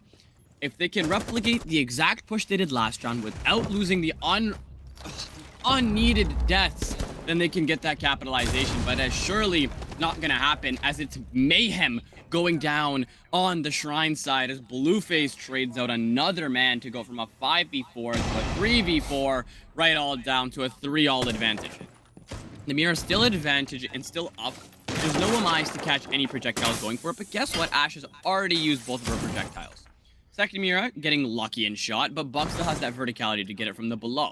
Is he going to make the mistake of walking through this verticality without checking for the man aiming down? And Mira knows the aggression here is exactly what's needed. If you can rid the man of the verticality, you have a very easy hold here, but that is no longer a viable option, as Buck pops both Miras successfully, and right now opens up his attackers to be able to cohesively push into the site. But only 40 seconds left remaining. Isn't much of the time here for the states of Akatsuki pushing it back and maybe setting up the last final approach here. But Trixie is on the move, and he is pushing into Hafi, and Hafi is down and dealt with. Opportunity here for Akatsuki to push in and do beyond work here. Now we have Kleasery trying to fight back and withholding him a little bit. Blueface with a very deep defensive position. And also Kleasery trying to figure out the first visual. Doesn't get it. Then he gets pushed by Bankers. And that's the Bankers that I know. That's the Bankers with a lot of force, with a lot of tension. And Bankers is also here to save the day once again to make it a 4-2 split. Where did this Akatsuki come from? It isn't the Akatsuki that we have seen the first 4 rounds. It isn't the Akatsuki that we saw on Consulate. This is the Akatsuki that I mean. They're droning out. They're playing as a unit. They meet up with each other. They do visual clear. They do gadget clearing by the defenders in the attack. They do force push onto site with multiple angles, with multiple guys coming from the same angle, playing it smart, playing it cool, and then seeing these gaps where they can push upon and up into the face of their opponent and saying, okay, I will be there when you have reloaded, and I will be in an angle that you don't quite await me for. And that is what is so strong about these players normally, that they have the eye, they have the game knowledge, they have the game sense to know their scenarios, knowing when they can push in, they know when they can bring pressure. That is the Akatsuki that I was speaking from, and now I'm pretty much convinced in saying if they can keep that up, it will look much better. But a Fortress split is a lot of things to work on. Yes, they won 2 attacks, but they need to win 5 defender rounds. If they want to do it in regular, they need to win at least 4, like Suck Gaming did, to discover and maybe clear out and save themselves in overtime. We're on defense now. Not too bad of a start on defense. You have 2 rounds to come back from, and we've seen it happen before. Right now, we've seen a little bit of questionable rounds coming here from both teams. We've seen Frost spray and pray. Beautiful positioning. But it's all about slowing down and adapting to how the other team plays. And she had the play of the game if she had decided to do that, which she did. But faults are okay for both teams. Zach Gaming comes off on top with 4 rounds in hand and 2 on the total differential.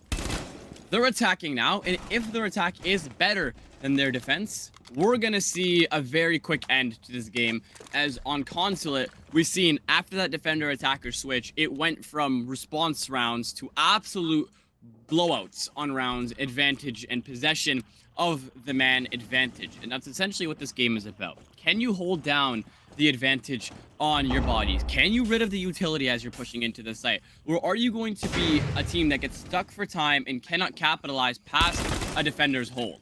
And right now, we're getting those answers as we're seeing a very extensive play coming in here from the attackers, the pressure coming in here from the house balcony, but seemingly no longer, as Ishak has his crosshair lined up right to Dreams, and potentially a second as he'll connect through the floor onto Happy. Blueface here for a second kill, had it in hand. Ishak will get 2, but it won't matter as Trixie will get his refrag. Jake trying to get his, he'll get taken out by the Frostman and finished off eventually by the Frost. And this is the Akatsuki you've been looking for, as they've gotten themselves 3 in a row now. Very quick round, and they've closed the differential now just down to 1. This is what we were talking about before. Can they close down that differential, and can they start advancing towards the overall goal of making that comeback? I would say yes, they could. But it's in the same stage of saying, okay, Zach Gaming does still need to figure out, okay, that was the first round for Akatsuki to play in the defense. So Zach Gaming is in the mental state of saying, okay, we got to figure out how MG Akatsuki plays in defense. We have figured out how they did play in the first half of attacking rounds. Now we need to figure out how they play in defense so we can counter it or maybe also adapt upon the playstyle. Since the Akatsuki that we saw now beginning to take off with the wins, taking these rounds, meaning also they have done a lot of adaptation work, so it's another type of playstyle that Sake now needs to figure out once again. And that is the first matter. I would say also now Akatsuki should be able to close down if they do not do any typical over-pacing or making some wrong or false decisions too early on in this round. They should be able to pick it up and do it, make it a 4-4 equal. But it's always to keep in mind, as a team brings something to the table, it also changes the playstyle, changes the pace. You always give new grounds for adaptation. As easy as it is said, it isn't easily done, as you first need to figure out in the opponent team of what adaptations can we bring that may bring the case here, or the castle built by the defenders, to be shaking and struggling and erupting a little bit again. Seeming that we're looking for the outliers here. Seeing Clairzion 1 in 6. Not the best of stat lines to kick off your BO1 with, but a very early engagement here from Monks will allow himself to find Dreams, and that's the advantage for Akatsuki again. The Prophecy hasn't played in their hand so far when Akatsuki finds the first kill. But right now, seeing how Trixie is 2 and 4, he has some room to prove himself, as that's not the score line you want to go for, especially on such an impactful operator such as a zombie. In other leagues such as Cross or Alice, we've seen him lock this site down specifically on the Shrine, and hopefully he can do it again, because the very eccentric push coming in here from Drums is going to mean they're going to have a lot to deal with later in the rounds. They have the mirrors as the last line of defense, but essentially if they can keep down Drums, Shrine, and House all locked down to the last dying seconds, below a minute, then we're going to see Zach Gaming get rushed here for their time, and that's all the defenders need to do right now, as they have 1 C4 to play also in the late round. OP coming in by Halfy getting the kill on Trixie, and once again Team Akatsuki is a little bit too slow, not eagering enough, not confident enough to taking on a potential raid frag. Still Halfy though low, very highly low on HP, with the C4 coming in from below the, or better said, the explosives. Now the re-roam, oh, Blueface immediately running in the cross line here, held by the guy of Shinji, but not able to gain anything from the dear friend of Shinji. But still, for 50 seconds left, both mirror windows still up and running. Haven't gotten a single gain from Shrine into closing in on Dragons. No closing in happened onto Terrace through Drum. So the time is taking away from Zach Gaming. Zach Gaming is too passive. No vertical set from below in the first floor. Now first the breach, the second single breach is open, and now you have the visual Blueface with the vertical finding the bullets onto the foot. All Black is making it a 4-3. Now we have the opportunity and also having the upper hand here for Zach Gaming. And Zach Gaming has 50 seconds left on the board. They are still on, so they need to do a push. Ishak on the mini bar, aiming into top house. Bankus finds the first onto Blueface, makes the 3-3. Ishak swings. Hafi finds the next on Ishak. Shinji finds a refrag on Hafi. Kleasery finds Shinji, but they're still not on the side. It can't find the last defender in time as the times ticker off, and it makes it a 4-4 equal just because of time issues by Zach Gaming. That's a comeback to speak of for centuries. 4 rounds, break even for both teams. First for Zach, now for Akatsuki. Now, a little bit of shaky holds coming in here from Akatsuki, but all that matters is if they manage to fine-tune their pushes and their ability to hold as a team. Right now, if they can fix out those wrenches and start working their way as a full cohesive team rather than a semi-cohesive team, then they are definitely going to take this map. We didn't see them with this amount of responses on Consulate, as if we were in Consulate right now, we would be 1 round shy of the end of the map. But so far, I guess having defense as their second hold after the switch is what they needed in their advantage, as they're responding to every hold Akatsu, or Zach Gaming has, my mistake. They're able to receive the shock from their holds, the utility, everything. They're able to back up and rely on each other to be able to play off their gun skill and their utility to be able to deny. And ultimately realizing that you have to play off your time is also smart and doesn't take a normal player to be able to do so. 4 very well-deserved rounds coming in here for Akatsuki, and this is potentially the comeback to allow them to get themselves on for a couple of points as a victory. Potentially yes, but still there's a long way still to go, as they still need 3 more rounds on the board. They made it equal out, but if we keep it in mind, Zach also won 4 rounds straight before losing grip, and that's also maybe the same thing that potentially could happen to the boys of Akatsuki, and they could potentially need to win more rounds before they try to lose grip, before Zach Gaming is upon them and saying, okay, we have figured out the way you're playing, and maybe figured out ways of maybe adapting upon the play style to then gain some access. But that still is to be found out. First of all, Blueface got down with the first C4. Second C4 comes out and clears up Blueface. Ishak with a jump out doesn't get anything from it though. Zach Gaming losing yet another player on the hands of Dreams. As how can you do a jump out in the hands of Ishak and not having to pay for it? You can do a rear jump out, gain yourself a kill, and you haven't been dealt with a single thing that make you pay for the actions you're doing. And that is something that's like, it really needs to do some adaptations on. If you have jump outs like this, have a claymore in pocket, have some guy holding that window to make them pay for the jump and make it an equal, make it a trade for that instance. But letting him jump out freely, taking a kill and just jumping back without losing a single quint of his HP is just about to be crazy than ever. Right now, 5v3 on the board. Not the greatest right here for Akatsuki, just because their 5v3s haven't been so gone well for them in the past. But a 5v3 in general is always a great advantage. But as we say that, it gets evened out. Body goes down. It's a 3v2 here for Zach Gaming as they've recovered. 3v3 as their man will be down. But good recovery as they've lost 2 bodies initially, and they've gotten the Thermite down to 5 HP. He's on the overhang. Very easy kill here for Ishak if you were to go for the aggression push. But Blacklist over here crawling for the res is going to be very much needed. But the man himself, Trixie, finding a response of his own, but cannot get the res. Oftentimes, Blacklist going down in the meantime. Only one operator out of the 4 at 100 HP, and past almost becoming a fairy tale, but at 100 HP, Ishak will be no longer, as he'll get deleted by the SMG-12 and Cade being forced to drop. Surely you've heard the audio cue and you know exactly where he is. Case is not in hand, it was left upstairs, and they finally got that. And they're now closing down on the site. Happy, tasked with just finding the cross. 5 seconds dying down in the round, just get the plant down is the main hold.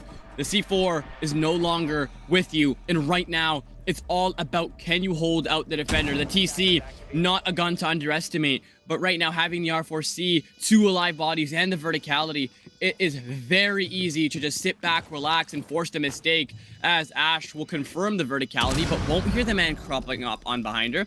He's going to walk up the stairs, very stealthy, but no one's going to be waiting. Again, going to be backed up in the drums, maybe a little bit too passive, but will be there to capitalize, taking care of Trixie. And again, Mighty, the 5v3 is lost. Again, what is there to be done? Like, yet another thing, I mentioned it, Akatsuki will take the first rounds for granted in the defense because it is Skyscraper, it is still in the phase of saying, okay, we have switched sides, we have adapted a new play style, we have changed the way of how we do our approaches, how we do our play style, and that means also Zach Gaming firstly needs to figure out how and what they want to do. They figured out it, and once again, Akatsuki presents themselves on the poorest way possible, saying, okay, we will showcase you guys how quick you can give a turnaround in man count and also deal and throw away your possibilities and also advantage points. So that was the 6th time that we have seen the team around Akatsuki throw away a 5-on-3. And not only you make it an equal, the most of the times it went from a 5-3 to an equal, but this time here, you make it from a 5-3 advantage to a 3-2 to be in the lower hand. You're losing 3 guys in a matter of like 5 seconds on 5 different fronts because you have no one to back them up at all. And that's the same thing that I've been saying about Akatsuki. As long as they stick together and play as a unit, they have the chance, they have the playstyle, they also have the momentous skill of saying we can win this map, we can win these rounds for our sake. But as soon as you begin to split up and fight on multiple fronts at the same time with no one backing you up, that is where Akatsuki is in the best mood of saying we will throw this map all day and all night. Points to hold on there. These are thinking caps and think about exactly what he said there. Very perfect deduction on how these teams have been playing. Honestly, specifically focusing on Akatsuki. It's been a little bit shoddy, but again, we've finally seen Zuck. They've heard you through the mic off the previous round and learned about the runouts. Watching the exhibition run out very, very tightly just to make sure nobody can get that easy kill. And it is so important to do if you have a guy doing a run out or maybe trying to force you, push you out, you have to make him pay for it just a little. If you may die in the approach, but as long as you've done some damage to your opponent, you've made them suffer, you made them pay a little bit for their actions. That's the importance of dealing damage to your opponents. And there, Bankus being very aggressive against Hafi, finding the first, Trixie finding the second on Cleasery. And what's happening? It's once again, it's trembling away, but this time it's not trembling for Akatsuki, but it's trembling for Zach Gaming. What is happening, Zeno? They're losing every single advantage, and that's near flawless. Nearly avoided by Shake here, but out here, he's going to be hunted by every single one of these players because we know how aggressive Akatsuki is. And right now, the Frost just being the distraction to allow the Vigil to circle around. The Boss G it has been nerfed, but not closer than 10 meters. It'll still do the same damage, and it will do so indeed, as it'll claim life of the Ash, only 100 HP on the board. And right now, again, it's just every single round is something we don't know what to expect. We can't predict anything. We don't know what's going to happen. The first pick goes in the favor of Akatsuki. They find the life of the Thermite. They found the second and the third, and guess what? There was no response coming here from Zach. They're trying to respond, but getting overwhelmed here by the swing. Why are you getting aggressive on an aggressive team? That's like fighting fire with fire, and right now, that's not working out for them. Zach had an absolute round advantage to dream of. 4 rounds up, and so far, they have nothing to show for it as we move on to 5-all and moving on to Exhibition next. Yet again, a side that Akatsuki won previously throughout not having enough time on the board for Zach Gaming. And I would pretty much say and hope now that Akatsuki brings it on to a 6 point on for their own, and definitely firstly securing overtime potentially, and also gaining themselves the advantage of saying we can go to round number 12 in the category of having match point. Still, though, I have to say, I don't like the build-up presented by Akatsuki. I don't like that they're reinforcing that single wall into Geisha. Still, though, playing Geisha in its entirety in the inside doesn't quite make a sense from my sake perspective. I would say always have a foot line, a crouch line, for example, from Geisha down into drum, so you can always evade and execute away from that position from multiple sides before you get captured. Because if you want to play aggressive into Geisha and you still haven't gotten that foot line, once again you leave yourself alone in a 1v question mark scenario because you have no one to back you up in that scenario. I agree with that. The roamers here are a little scattered. We're also not seeing the essential operators. We've seen Mira get integrated into the roster almost every single time for both teams on the exhibition hold, and we're just not seeing that so far. The first man in the first line of defense is going to be the man Banks himself with the SMG-12 waiting to receive that Nook from T-Room. And again, it's all about who gets the first pick, but we can never predict the outcome of the round, as the first pick usually seemingly goes to go in the opposite favor, and whoever loses the first pick will be the ones to win the round. Banks narrowly surviving. No dock for him this time, but his Shack will have a response of his own. No damage taken to him, and he'll take care of Dreams. You've lost your Ash. Usually that would mean a lot if there was a Mira on the board, but so far, 4 attackers is generally positive. Make that 3 as a 1-tap ensues onto Blueface's head, and that is the Hard Breacher gone. He's no longer with us, and now a 5v3 in the same exact situation we saw previously. Only difference now, you have the man below with a shotgun playing Overwatch with the Val cameras as his support, and a sure kill here for the Nook if Trixie makes the same mistake of just walking into his crosshairs. And now Doc Gaming in an absolute horrible position as they're just losing bodies all over the map, but a quick recovery here from Happy will make it a 3v2, and Deagle versus Deagle as he's tucked into the closest corner, forced out by the frag grenade, runs out to survive a little bit longer, but the pressure coming in from so many sides, there's no way you can make this out alive. And right now, how has the Valkyrie stayed alive for this long? Ishak finally gets picked off, and it's a 2v2 yet again, recovered from a 5v3. And yet again, another big downer here coming in by the hands of Akatsuki, making it able to down Hafi once again, to secure that he is lower on HP. No more stims left by the Finka. Well, if you look at the digits here, Shake and also Hafi on very high score lines, only Bankers in the near end of saying I can dub that up, I can cover that up for my end.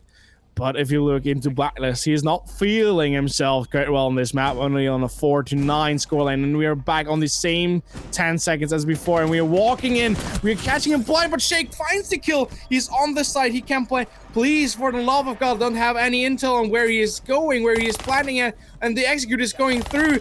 Basie finds the first, but Bankers finds the first, but doesn't find the second on Shake, as Shake puts the defuse on the ground, on the floor, and securing that kill intensely, as Bankers is not quick enough to swing around after getting a kill on Hafi, making it not Akatsuki catching match point in round number 12, but Zach Gaming back on the board with a 6-5 now, making them the first opportunists to close this map down for their sake and gaining themselves another 3-pointer. I think I'll give you money if this goes to anything but overtime. This game, no way in any shape or form, should end in regulation, as Akatsuki, 3 kills as an initial response from Ishak he falls and everything falls down around him. He's not even the top fragger for his team, but it seems like when they lose the man himself, he's shocked. The rest of the team forgets what they're doing. And right now, it's showing. They had Exhibition established, they had House and Terrace established, and they just gave it up by swinging. And that is the problem of overextending. And right now, what a round recovery coming in here from Zoc Gaming. And right now, they're showing us why they want to be the obvious victors of this game, because Akatsuki, they're having a repeat of Consulate.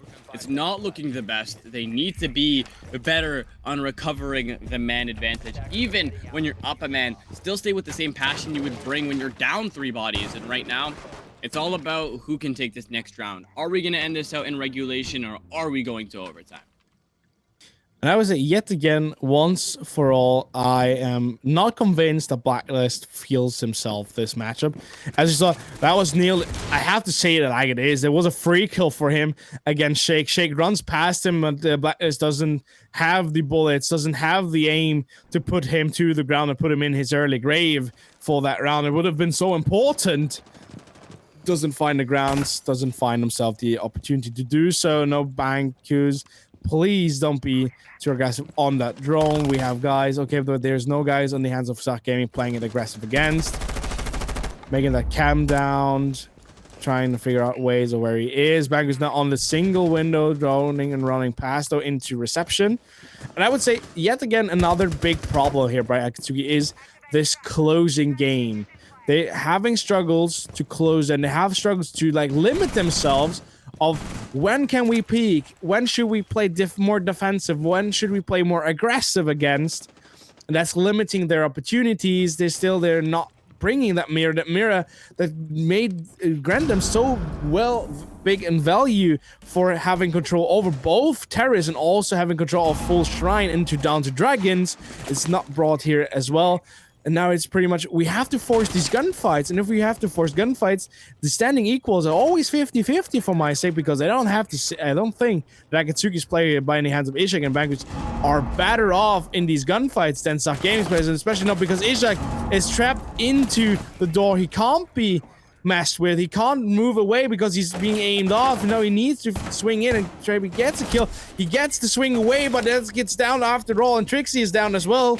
Now we have the opportunity of maybe pushing a little bit deeper in, putting some pressure on the guys of Akatsuki. The pressure comes, and Bankus is back on side, is back with the flank, but Shake finds Trixie. Cleasier finds a kill on Bankus, makes him pay for his flank. Dreams finds the next kill on the Ishak, and now once again it is a throw game, and Dreams finds Shinji. It's all about Blacklist, and Blacklist is not feeling himself. Gleasery moves in from small for mini bar, swings in into that section, looks all the way deep into top lobby, top house, and finds the kill for his team. And that way, Zeno, you owe me money, because he said if it goes anything but overtime.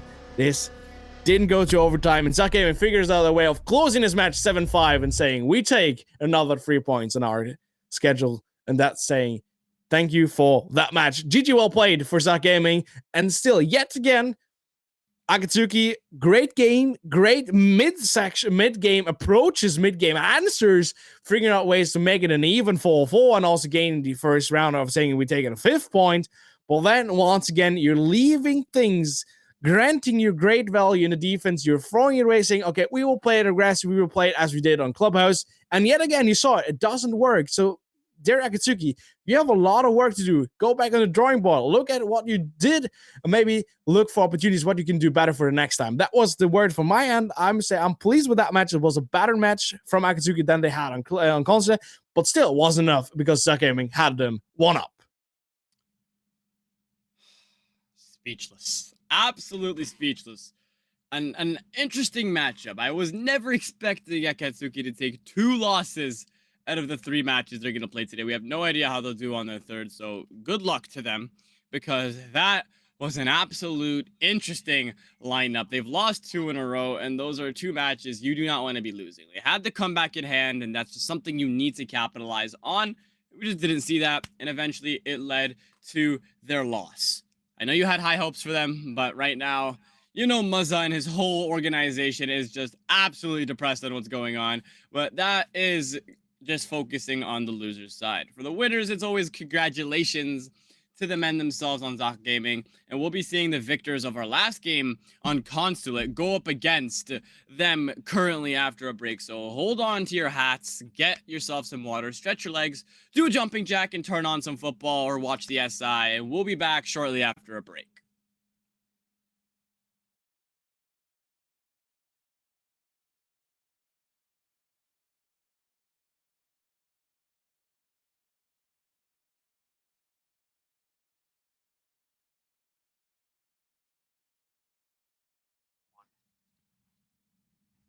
And well, we are back for the last game of tonight.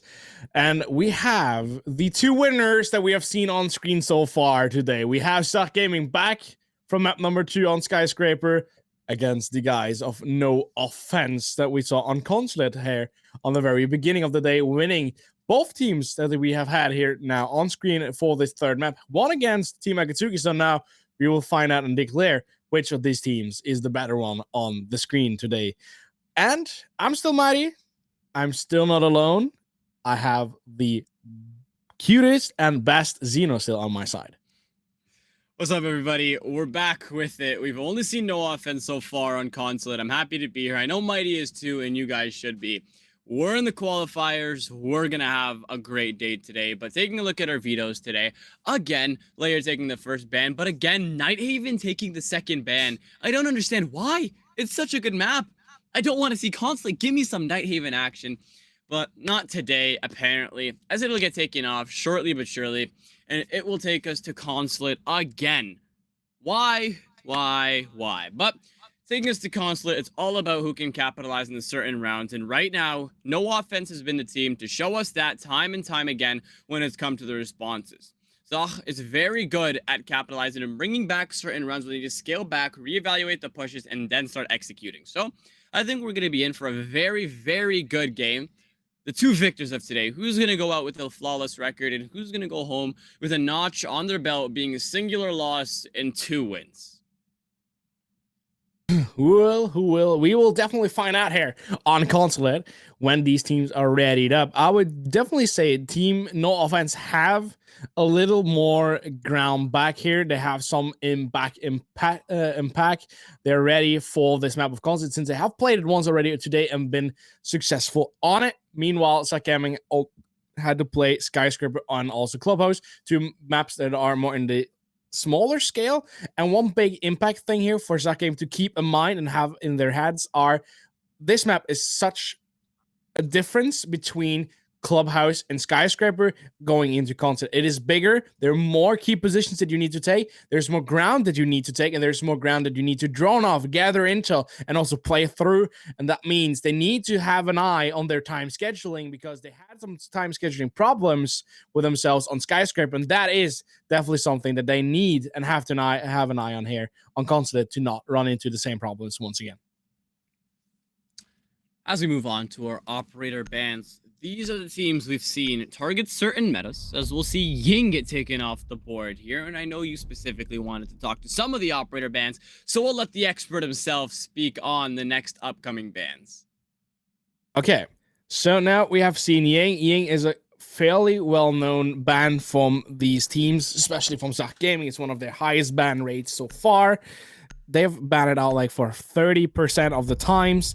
Dokkaebi is a quite fairly well banned from the side of No Offense. No Offense, we're quite known for banning that operator out. It's an operator that stalls them a little bit in their defenses, in their defense retakes, in their defense lineups, because they always attempt to try and play like a second flank, especially on Consulate. That's a map that provides the opportunities quite well to do so.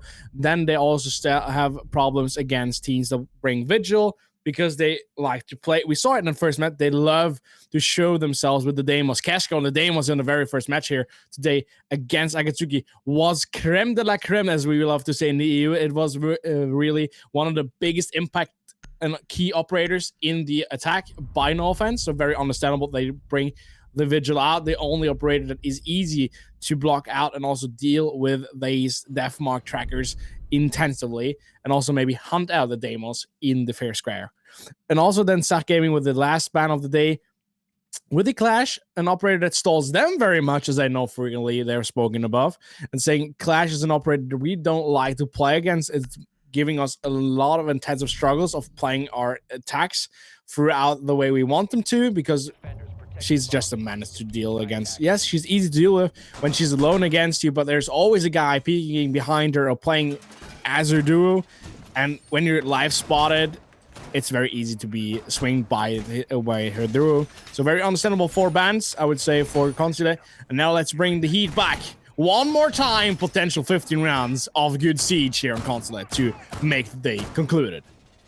I really hope we don't go all 15 rounds. That'd be very dreadful to watch, especially on Consulate. You know, I'm not a big fan of it, but right now we take upstairs. Very obviously, it's the site everybody loves to go against. Console is the site office. Very easy to deny the plant with stacking up all of the Volcan canisters and having a sentry on the board. You've never seen the sentry get integrated into a roster, and I'm curious to see as to how they will. Mira surviving the ban phase, meaning it's going to be a little bit less tricky to be able to hold things down, but Zach Gaming is not going to hop on that opportunity just yet. You are going to see that sentry use the shield on the curved corner of the long hall, not on the vending machine, to allow and preserve its lifespan. Having a C4 as well, that's honestly the best thing about Sentry. You can bring 2 default utilities. Nothing special, but does bring those defaults if your team wants to integrate different operators such as Doc for his ability. So far, they're going to commit to keeping admin closed down. Nobody is going to keep pressure coming in from catering or the catering windows. And so far, it's just going to be a head-on attack from the double admin windows. Nothing too special. Buck seeming to be going for the verticality into admin. This seems like a very easy push to walk up through admin, push the people out of meeting consoles and managers, which is what we're seeing right now, and then as a whole push through towards the site. Let's see on the first approaches here. We have the approach through admin. Once again, it's the same takes that we have seen before by no offense. Also, the crosses here once again are being put on pressure, but Kesko finds the kill himself all alone. Not on the Deimos after all, picking over to the Grim, and Rusa is there to hold his back flank, being the second man duo, holding the cross lines, moving in against Hafi. And let's see, look how they move forward. They're not losing time. They're doing it as a unit, blocking and also locking down all these intersection, all these other opportunities, all these key positions, and they're moving in as a unit, putting him in a top spot in an iron pad in the small breach box, completely flashed out. And that is a beautiful round done by the boys of No Offense. Wasn't it a flawless for that instance? C4 took out the last man running in from the man coming in from the long desk. Narrowly avoiding the flawless, I may say, but so far that's a good starting point for No Offense, capitalizing on an attacker round on Consulate when they're upstairs with the Volcans on the board. Nobody could ask for more than that, and it's beautiful that they allowed themselves to get themselves on the board there, and that's their first round, and rightfully so. It's too soon to make any preemptive judgments as how they're going to be playing the rest of the game, but seeing how they're bringing the exact same roster with no changes, I think we're going to be in for a very good match. As now, we're seeing both teams, 2 superpowers in their groups, obviously, and we're seeing them now come against each other and they're clashing. And so far, they're getting ran at. Zach Gaming getting absolutely flooded and not being able to adapt. Dreams trying to position himself in a very aggressive position for a potential spawn peak. Does dip the position as he's getting droned out or spotted out by our cam. And I have to say, I hope that Zach Gaming now know for a fact that offense is bringing a lot of pressure, a lot of high-paced play, especially in the first takes. And I would hopefully say that we will now see a better off-standing Zach Gaming for that take. But if you look at into the operator bands, it's looking like we're seeing the same approach once more that we saw priorly. Once again, the take comes from admin into these double windows. Rusa is over there. Cascade is on the split and window with a single window into admin reception. One more guy on the other side onto the printer break. And dips away that position. What do we see? It's still only Cleasery playing that aggressive end. We see 4 in hand.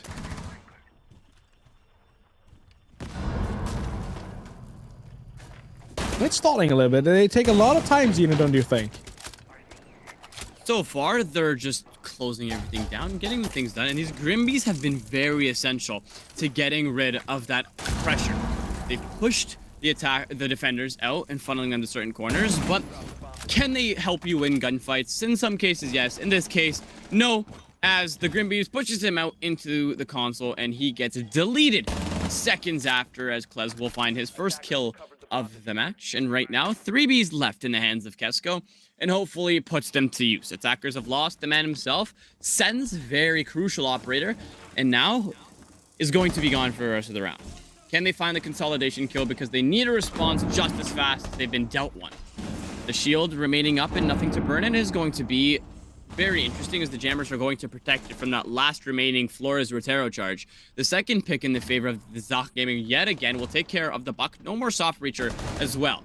But there's the response from Kesko. The man himself, he'll find himself a kill. 3v4, and almost a certain kill here for Zoro. Had the man trapped in the corner, but doesn't capitalize. You have the AK-12, and you need to capitalize on that gunfight, and that's exactly what you'll do.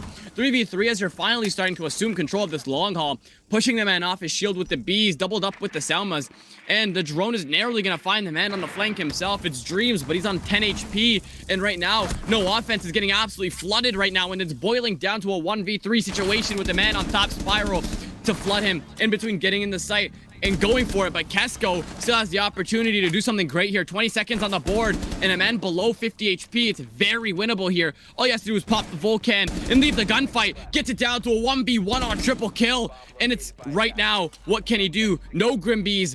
8 seconds left to get a plant or find a kill. And it all boils down to this. And Malusi knows she needs to find something here. The impact won't go through the desk. The plant will go down. And will he clutch it? The question and the answer is no, as it'll be Shake to show that toxicity, and very proud shots there to isolate off that 1v1 and confirm the first round for Zach Gaming. Closing down the second round for Zach Gaming, making it an equal 1-1 standing. And I had some heartbeat skips there when I thought, okay, he will not move closer after he threw that contact grenade, maybe forcing the guy on no offense side to cut off and maybe not discontinue the planned trial. Did not happen, and then luckily Shake did decide to move in close and got the kill when he is going off the diffuser. The diffuser was planted. He has to stand up. I had a heartbeat or two that was skipped, and I must have said that was closer than it should have been. And now we have some small hiccup images here. I would say let's refresh a quick, seeing if anything will happen here. So we have some tech issues. We will be right back into the game when everything is fixed and up and running again. It's disconnected. We get the information from our dearest producer, so we'll take a little time. But okay, we have seen 2 rounds. 1 round completely overrun, overflooded, as Chaos would say, by the team of No Offensive. Gaining access through admin, moving forwards, having the crosses, putting bullets on the guy playing into break room, putting him out of his misery, and then just moving forward, having one and the next guy moving up spiral stairs, connecting into top reception on spiral stairs, moving in, one guy coming in from yellow, one guy coming in from bathroom window, and then just closing in, crunching these defenders together and just pushing the last defender into the breach box. And in the second round, same approach happens, but this time the defense capitalized upon their chances. They knew for a fact there is one guy coming in from the printer end. He swings it, he gets the bullet onto Ruse, and immediately you have the stalling position. Then you need 1 minute to clean out the guys from Zach Gaming to then move forwards into top spiral reception. And immediately Ironpad is there to swing you. Not only once, he swings you twice, and then the disruption is made. And then luckily, though, the 1-on-1 section happened for the team of No Offense, but couldn't capitalize on the opportunity. So I would say it wasn't back and forth, and it was 2 different play styles, or better said, it was the same play style ending up in 2 different scenarios, wouldn't you say, Zeno? Right now, we are seeing a bunch of essential things go down. We've seen how No Offense seemingly going down 3 to 4 bodies and being able to respond. Our response is exactly what was needed. Boiling that singular fight down to a 1v1 is something you have to say, hats off to you, good job, and what a response. The fact that the plant went down despite being a 1v3 was absolutely insane. And right now, offense has something to take away from that, and it's a positive thing to take away from that. Don't lose your bodies initiatively. Don't die fast, and be able to do something faster than you would think. So they managed to get that execute down as fast as they could, with the Grim going for the solo ones, and Zoc Gaming was there for the response. But right now, they're going great, and we will shortly be right back into the game as the tech difficulties, thanks to our producers and our observer, has been solved. So problem solved, and we are back with a new standing. We talked about we had a one-on-one standing when we went into the break. They played the round out into Cafeteria Garage in round number 3, and no offense, once again won the first approach into the new side, into Cafeteria Garage, won themselves the third round, so going into the lead here with 2-1 scoreline. Now the second retake, the second retry, so in that stake is Cafeteria and Garage once again, and now Zoc Gaming wants to flatten out the papers for themselves and say we want to make things right, and the second approach is here as well in basement 4. Perfect analysis from there, honestly. The way they're playing, it's just not much you can say except for what can we see coming in from them. The pullaways and the strings to pull at aren't anything essential, but the gunfights that they're losing here. And yes, that's essential in terms, but right now, we're not seeing any trends as to what operators are being brought. We're only 4 rounds in here, but we're not seeing certain operators be brought, and that's not certainly a bad thing, but not seeing a Mira on a map such as Consulate when you're 4 rounds into your defense is certainly something to speak of here. And as we waited for a tech pause to be over, Offense found themselves around on the board as well. Losing defensive rounds on Consulate is just so crucial to avoid, and right now they haven't been able to do so successfully. They haven't so far, but still there are a lot of rounds to be played through, and that way we have potential more 12 rounds to look into, but the first interaction will come so far and so clean, and Happy once again finds the first bullets and finds his way on target against Kodaf, making it the opening frag once again for Zoc Gaming, and that's the first big opportunity in the first stake of having an upper hand. Now it's pretty much about the second entry. Ruse on the second entry roams in down to yellow once again. Wants to maybe try and spot out half. He has some drones scavenging his way in front. Also the reconnect of gold. And now gold has to move towards Happy. Dreams gets a lot of bullets done against Casca. Casca finally back onto that Deimos. Happy cleared out by gold. Gold had the force and got the kill against Happy. So now you're in the equal score line. And once again, Dreams find Skull. Roos is there to make the save of the day and get Dreams. But Shake is there with a vertical C4 of withholding and restraining that upper hand challenge for Zoc Gaming with a 3-on-2. Perfectly drained right here. They've lost one C4, but still have another in the pocket. Using the Thermite Breach to be able to land onto the hatch as well, to not have to deal with the Kaid directly, allowing it to get open, and some remnants of the wall from below as he's been located. Main breach yet to be open yet. Kaid is going to get death marked. Deimos knows this is safe because the C4 did get chucked out from the Kaid either, but if there's a perfect link up here, it's potential that there is another kill here in the favor of the defenders from another C4 kill. Zoc Gaming have the advantage here, and they have the ability to get themselves on the round again, and the Claw will get shot off the breach, and it's not ideal to be able to get the breach open with under a minute left, and we're boiling down to the 45 seconds, and it's going to be an attack or hold from above, trying to get rid of anybody trying to play pillar, and then the man walks in from the main breach and takes care of business. Seeing how all of the defenders are playing stationary here, right now, that's not going to be as possible as you would think it would be, but Cade is getting caught, or the mute is caught on the verticality. Look up! Where's your headset gone? Apparently nowhere, as the Deimos needs to get aggressive. Again, another 1v1, as he's isolated it. He's gotten it, and the man's closing down. Why go for the diffuser if the man's circling around and close? Right now, the castle has the ability to clutch yet again, but the diffuser seemingly going down the bulletproof camera with no oversight, and he's looking behind the chassis as if the man's not circling around pillar, and the Deimos knows this is a game of ring around the rosy as he has 100 HP and he just needs to relax.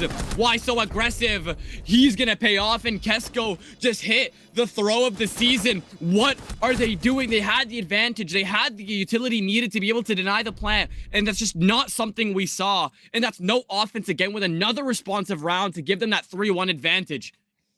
3-1 advantage gained by no offense, and Casco a huge play there, gaining himself the advantage back, making it even, and that way turning the odds against all times matters. 19 seconds on the drop, gets a second kill, goes to diffuser, gets the diffuser down on bottom, and then makes himself gain the last kill possible against the castle. What a perfect showcasing of how you can turn rounds around for your sake. And then going in deeper mention of saying, you will divide your lead by one more round and say, we will definitely capitalize on our opportunities. If you grant us opportunities, we will take them. And everything began with Cleasery not having the sound cues that there is a Deimos above him shooting cross lines into verticals to get the kill onto him, and then the hot drop and everything after that we were having on cam is just perfectly dealt with by the books, how you can potentially win a clutch scenario. Perfectly done by no offense. Well played, I got to say it. And I'm a little bit in the need of saying it could have been even worse. It could have been a Maya play like we had it on the Montreal Major when Maya played against G2 on Chalet, as he's alone with death tracks still left in pocket. He has the ping onto the castle. Plant is also down, and if Casco would have wanted it, he could have run outside main breach and just played like the chill game of death tracking with his ability onto the castle and just saying, you're not going anywhere near that diffuser without me knowing. That was an interesting round. No use of the Deimos, gets aggressive and still wins that run. And that is Kesko on 2 1vx scenarios where he's boiled it down to a 1v1. One of them won and one of them capitalized on, but still couldn't put the nail in the coffin. Obviously, the man of the match so far, we're 5 rounds in, so nothing's definitive yet. Kesko has a response for every single defensive hold from Zoc Gaming, and now a 2 differential down is not where you want to be, especially on defense. And we're going to say this time and time again, just because of how well this round usually goes for defenders. A rush plant is seemingly not going to work, as Dreams will get himself on a double in a response from the Malusi. Clarity to make it a 1v5, and it's Blackbeard left alone with half feet to get confirmed, gone out and dead, to be put under for the flawless round in the favor of Zoc Gaming. And that's the response they wanted, as we look at the last round before they go onto the defender-attacker switch.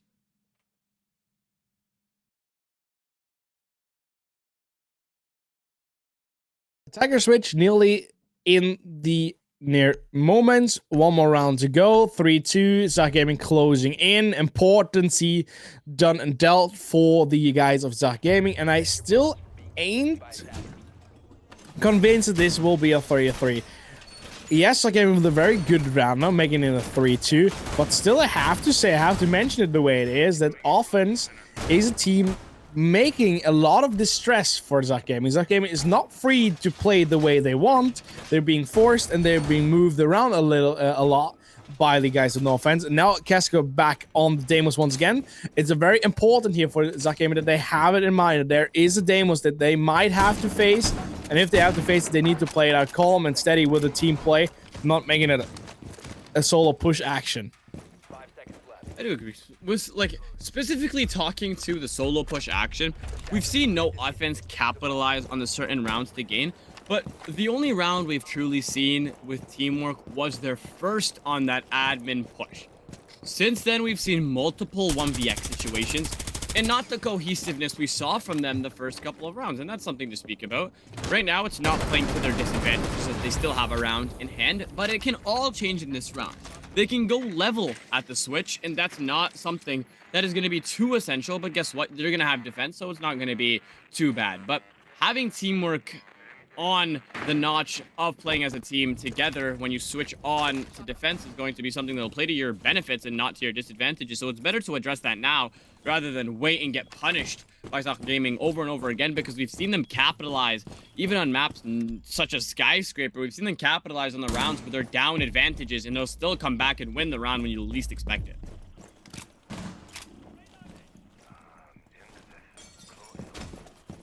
So once again here, the roam clear given freely to the guys with no offense. No roamers play actively in the first or second floor. All drawn back and lean back in bottom basement.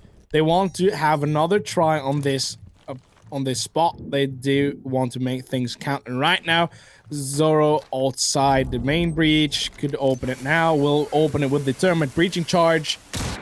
Had Dream playing a little bit against in another gunfight there. Didn't happen anything to it. Gold with the popping Goyo canisters on the Twitch. And that's like normal util clear that we see by console players here in Siege, on especially maps where you bring Goyos, where you bring Maluzis, Azamis.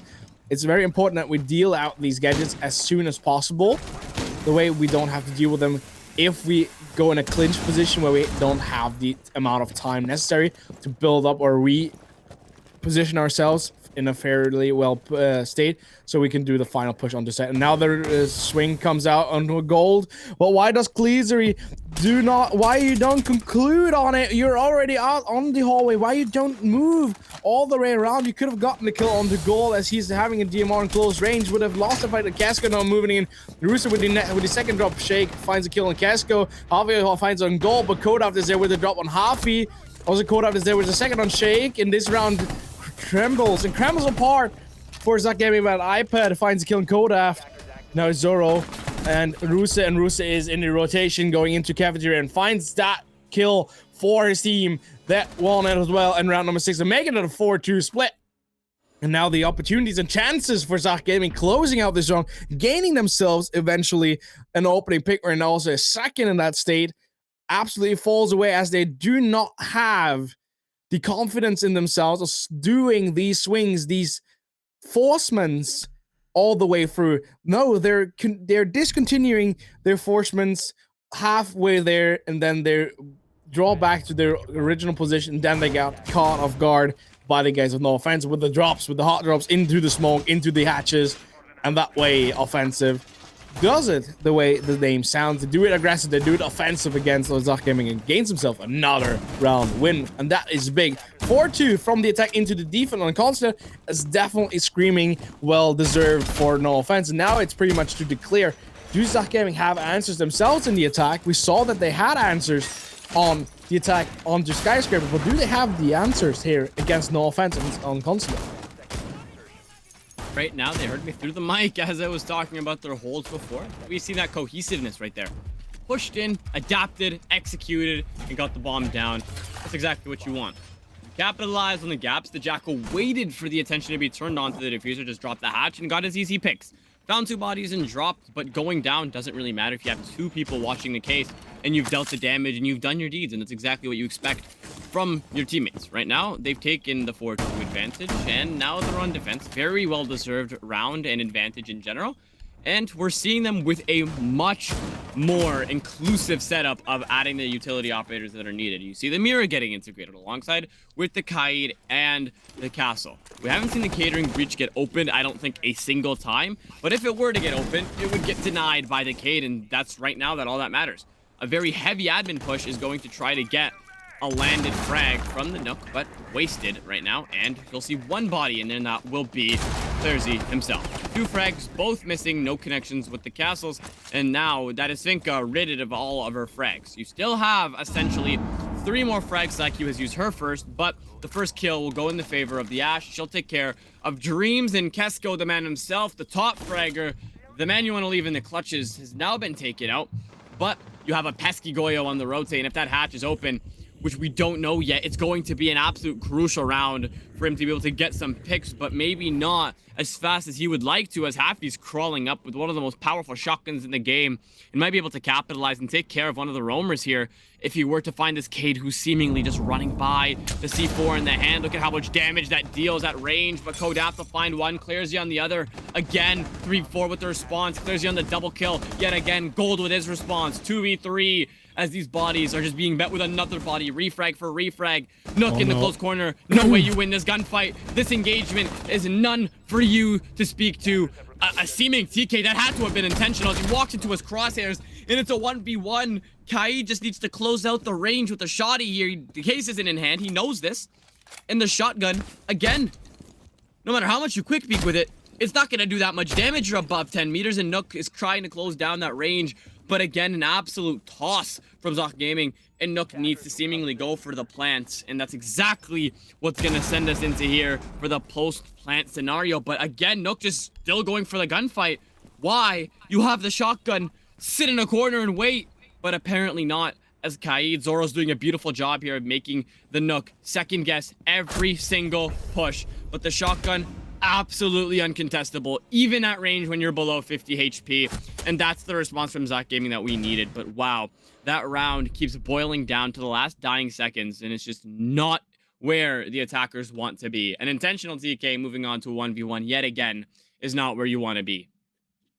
Definitely smart move there to cross the angle from vending machine through that meeting hallway into the doorway leading into top reception into that area to the console office. Very smoothly done and very intelligently done, just because that way he could have closed in a lot of range from the Kaid shotgun that would have had the upper hand there on the long range against the shotgun that Hafi brought. But Hafi was smart, came up close, had the shot angle, the very clinchy small angle that he wanted, the pixel peek onto the spiral stairs. The Kaid withdrew his position, fell back a little bit, and then ran immediately into the cross. Very well done by Zoc Gaming, even though I have to say I would have done it a little bit otherwise, just because you had the force of, you had the case in hand. You could have forced the poor guy of Kaid to go into the perfect position where you wanted him to be at. He didn't have a C4 left. He must have gone for the kill with his weapon still. That means you could have brought him in any given scenario and any given position that you would have wanted him to be. Now, seeing how they're playing, I just think the amount of times we've seen the potential easy round for Zoc Gaming, they make it so much harder than they need to and boil it down to a 1vx scenario. And this is not what you're looking for, especially in a map where you need to take it home. But right now, is the caster's prophecy going to be fulfilled? 3v5, and every single time we've seen this, it's never went in the way of somebody who has the full 5 bodies.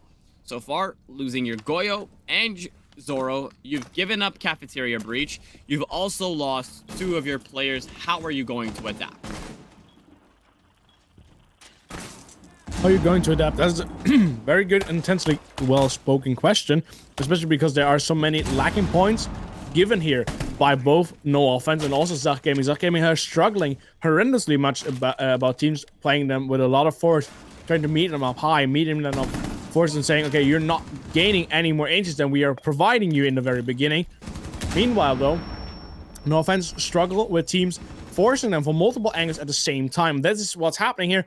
They're coming in and moving in close and moving up straight up in your face in from multiple angles, and you don't know, do I concentrate myself on what's happening in front of me, or do I need to look what's happening on the right hand or the left hand side of me? And I have nothing to hold my back. And now once again, Gold is going for a swing, but Hafi is there with the shotgun in hand. Also here, drone work is precipitated against Kesko. Drone is coming in, we spot him out. Nakota finds the first on Cleasery. Cleasery gives the call, and the iPad swings out from the breach box, gets a call and swings away, looks in the other direction, and gets the kill done and dealt with against the wonderful Warden, and makes it a 4-4 equal scoreline. And that is what I'm speaking of. When you can't grant No Offense grounds to be moments and places to take a breather and concentrate on their strat, you give them a lot of distress. They won't focus on multiple angles. You need to force them from multiple angles, and that way they will sit in your cross wheresoever. And that is the big thing here. No Offense need to move more. They need to be in moving positions, also holding back and keeping back in their head. We gotta move in positions where we can be with holding each other still and having these refrags done, having these cross angles done for each other. That wasn't the case. You have guys to run up and help you out of your positions, and every single guy that ran up to you trying to help you was forced off from a set cross by Zoc Gaming. And that is the big difference maker here, why Zoc Gaming immediately made it a 4-4 equal. Just seems like both teams want to make it harder for themselves. You gain such a big differential after grinding it out in multiple clutch situations. You just give it up after a certain amount of time. It's just everybody wants to make it harder in that case. But so far, we go downstairs after a very hard hold upstairs twice. Has not worked in the favor of the defenders. right now it seems like No Offense has a better attacking roster than they do their defense. They integrate their utility on the defenders much more than Zoc Gaming, but so far when it comes to getting that final nail in the coffin, they haven't been able to be there for that execute. Right now, we're not seeing the Mira again, nor the Castle, and that just brings to the question, why are we not utilizing certain utilities over operators such as Mozzie? 3 roamers are on the board, and right now, this aggression is either going to be met with absolute catastrophe for the defenders, which we're going to see, or an absolute safe haven for them, which is something we're not going to see, as Rus is going to be the next to go down as well. The question is, can they find him and finish him? Do they know he's down?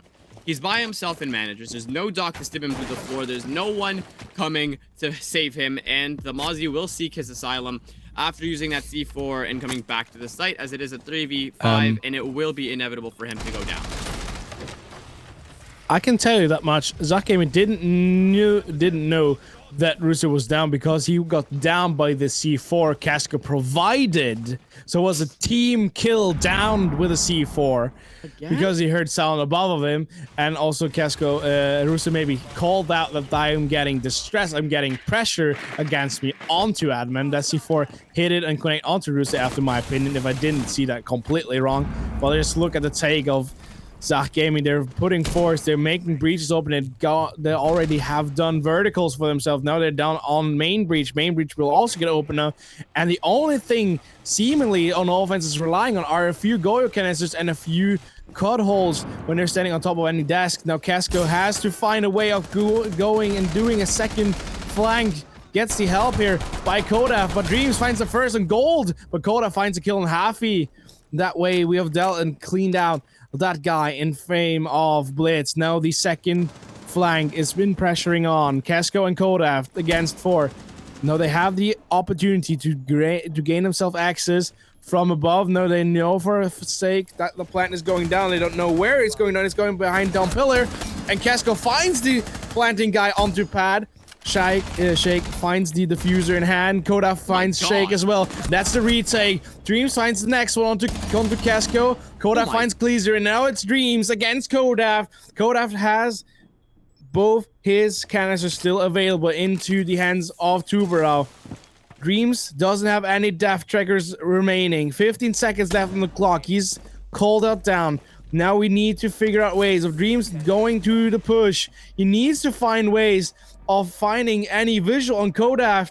He's going deep in cafeteria, and he's not finding the kill as he's not roaming in the right way. He's behind him, but can't find him or spot him out, and that way once again, no diffuser in hand.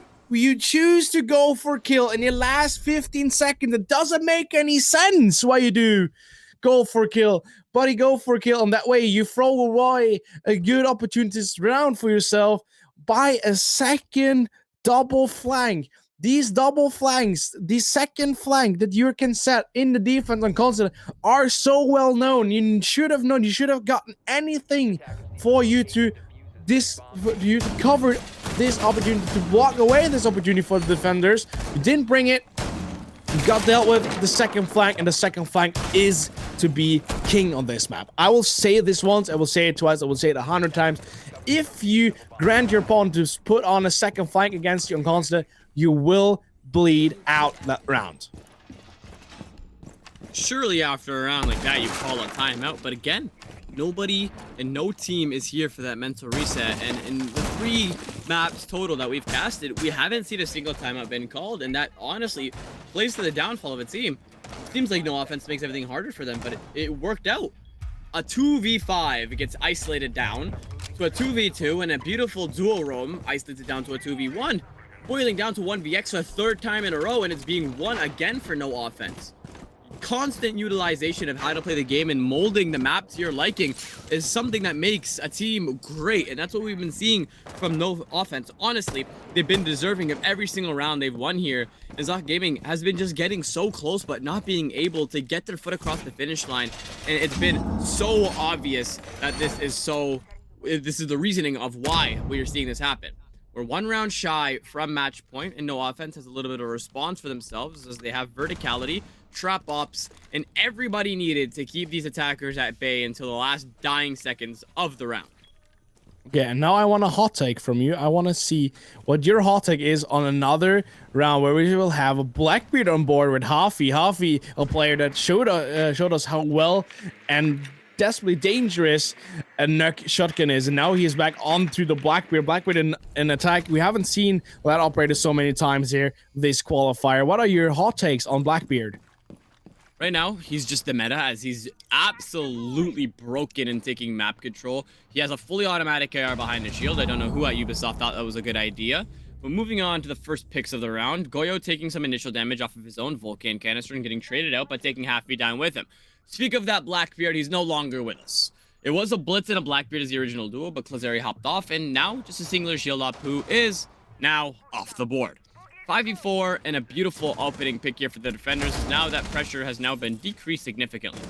Pulse being left in the corner and trying to contest the fully automatic ACOG with a pistol. Seemingly coming back to site, that is the initial push here, as it's a mid-floor push.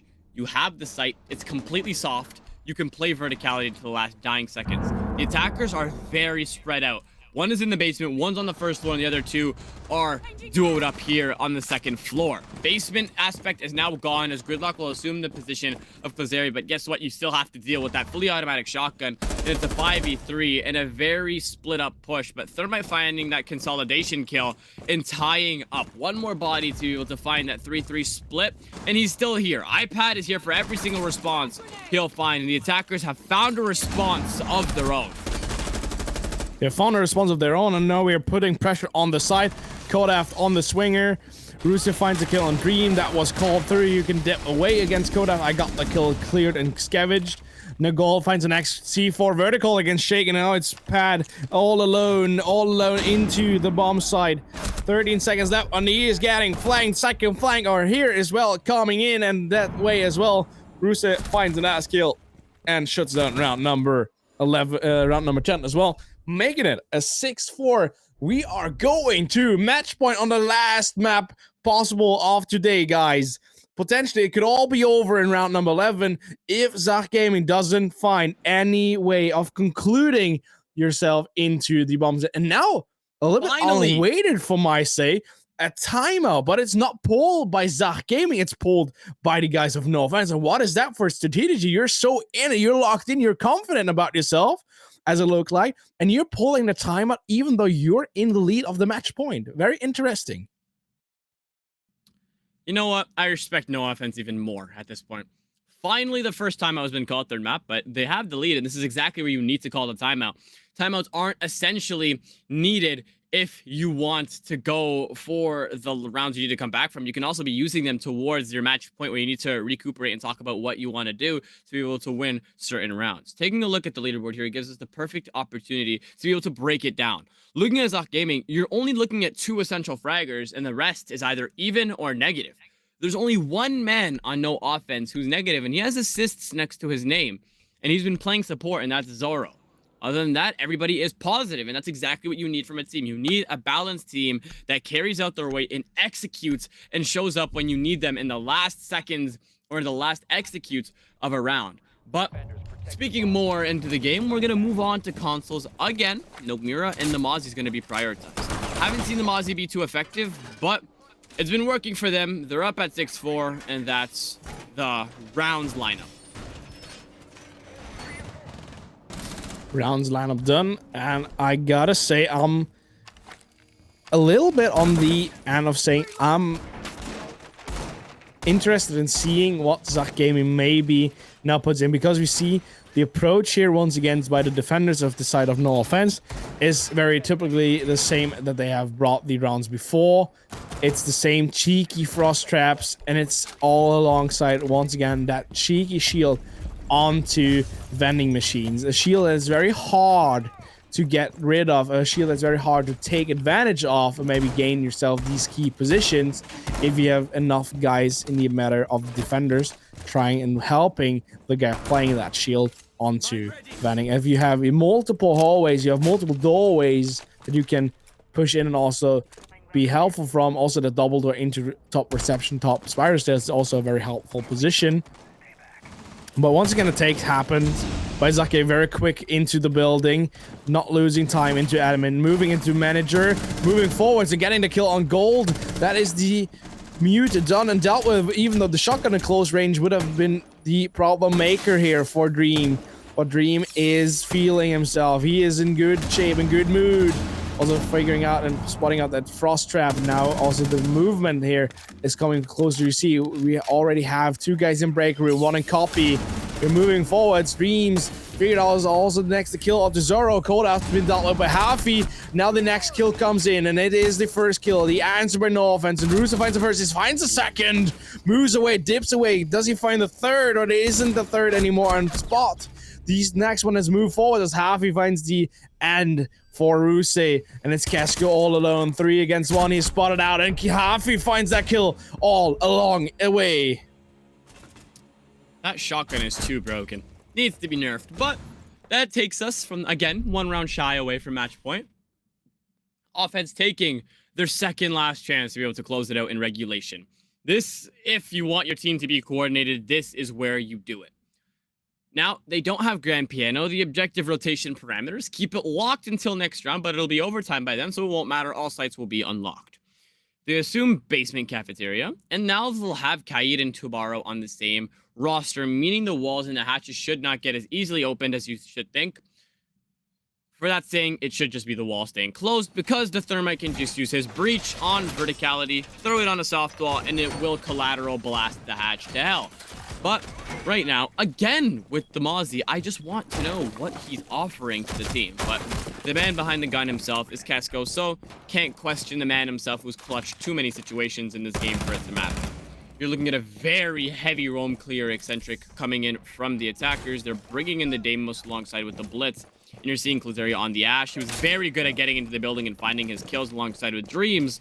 And that is what has taken them to 6-5. Can they make it 6-6 by matching the same energy as the last time around?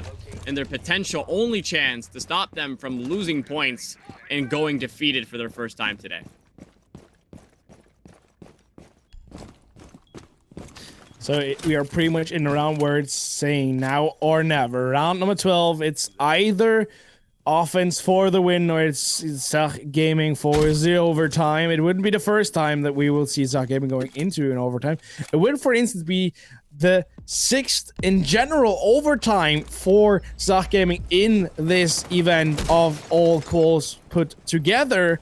They've had 2 overtime runs every single qual round before this round number 3 of quals. So it would scream their name is if they would find round number 12 for their sake. Zoro is the opening frag against Gleasery. So opportunity gained for Zach Gaming, making it 1 man out of the count for their sake at first. Oh, luckily the bullets there by Casca do not commit into the player moving away there from Yellow Stairs. So we're back on side, moving towards. And the hot drop is happening. Kesko finds the first, Russo finds the second, Gleasery down and Hafi down as well. And now the odds have changed once again. What the hell are these guys doing? Double kill right there. Perfect link up between Kesko and Gold to get them onto that C4 kill. And the hatch, guess what? Still closed. 1 minute 30 seconds left. You haven't cleared every single roamer. You've gotten 1. Where are the others? You've taken essentially out their bottom fragger. Don't mean to be disrespectful, but essentially useless. Quick shots by Shake. We'll get 1. We'll get the second. Can he find the third? Because there's a third man coming close to find that refrag. If he is to find this, I do say this game is nice and over, but Kaid also wedging himself up here. They need to just keep that element of surprise dynamic on the board, and that's exactly what the Mozzie will do. Kesko isolates it now down to a 2v1, and it's now under a minute left on the clock. iPad, a stun in hand, a dream in the hand, because you're going home. You're gonna have a loss here if you don't hit these shots. 45 seconds left. Essential to check your corners, but you haven't checked the corner behind you as the Mozzie will capitalize. That's the game, and that's no offense on a very well-deserved win to take it home and call it in regulation. They called it in regulation. They put an end to the regime of Zach Gaming, saying you're not taking 3 more pounds, making it a perfect day for your say. We won and we want and we need those 3 points for our say, and so we take those Thank you. Well, GG, well played to both teams. You're delivering a very fairly quite interesting match here on Consulate. Definitely, once again, no offense, showcasing that they have played that map frequently once before today in the qualifiers, making it a very good and even play. And that I gotta stick to it somehow. They had some lacking points here and there, but also these second flanks, love to call them in on Consulate. Very often you only see that one guy puts up the second flank, but this time here we saw multiple times where the second flank is put up by, no offense, with two guys. And let me ask you that way, Zeno. When you're up on top floor, for example, you have gained complete top floor control, you're playing verticals down onto side into piano exhibition, you very often wait that there's maybe one guy coming in for a second flank. If, let's say, you get that first flank done, do you immediately turn your back away and say, okay, I've dealt with the second flank, nothing more happens? Or do you await a second one coming in as well? I think that second surprise element always plays a factor in getting the kills. And in my personal experience, I would never experience two players running at me from full speed from the same exact angle. And I think that front coming in from no offense, being able to read that projection and that guess is something that's been winning them a lot of gunfights. Not essentially the rounds, but their ability to run plays that nobody expects is the reason they've won that game. You'll never expect somebody in a 2v5 situation to go together upstairs and start playing verticality like they're the attackers. And so far, that's what won them the game, and I think it's very well-deserved that they've been using the element of surprise and their uniqueness to get themselves 2 wins or 3 wins for today. Yeah. In general, I would say, especially on maps like Cafe, Bank, Concept, where you play a lot of verticals, because you have sides that you have to play from above as well. You need to defend it from 2 elevations at the same time. It's very much important when you have the take by the defenders, and you have rosters like you for the final take, you're having still 4 out of 5 guys up and remaining. Never have all 4 guys drop down, because then you ask for them to top flank you. And you saw it onto Garage and Cafeteria. You have 4 guys on the board. It's a 4 against 2. You drop all 4 down onto the side. You have no eyes left remaining up in the first floor. You're getting double flanked. You lose both guys on the planting position. Then you have one guy more trying to force the verticals, lose the vertical force. One guy roaming up above, trying to figure out and lure out these 2 guys up above. Then they drop down and then they play it completely passive. And that's like the thing. If you have vertical control, you have the opportunity, and also they have the upper hand in the type of manpower and man number. Never do the same thing. Never drop down and play linear if you have 4 guys remaining on maps like these. But else, this was it for tonight. That's what the 3 maps that we are going to cover for today. That was the group number B for today. So with that said and done, that is qualifiers stage 3 done. We have one more qualifier done left remaining that should have been done and postponed, done and well-deserved finish of today. That will get rescheduled. So keep your eyes open on the Discord. Keep your eyes open on potential Twitter for notifications or better information about when the 4th qualifier will be done.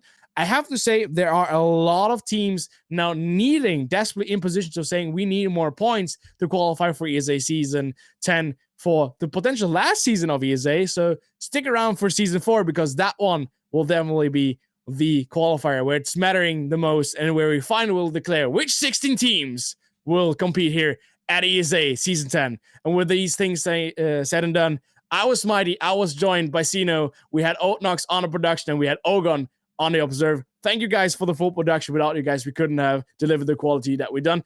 Thank you for everyone watched today, for every chattering in, for every new follow that we gained. Keep strong. Let's see if we can make this Season 10 the biggest banger that we have had at ESA. So with these words, have a happy Sunday, and let's see you by the next time when it's about ESA Quals 4.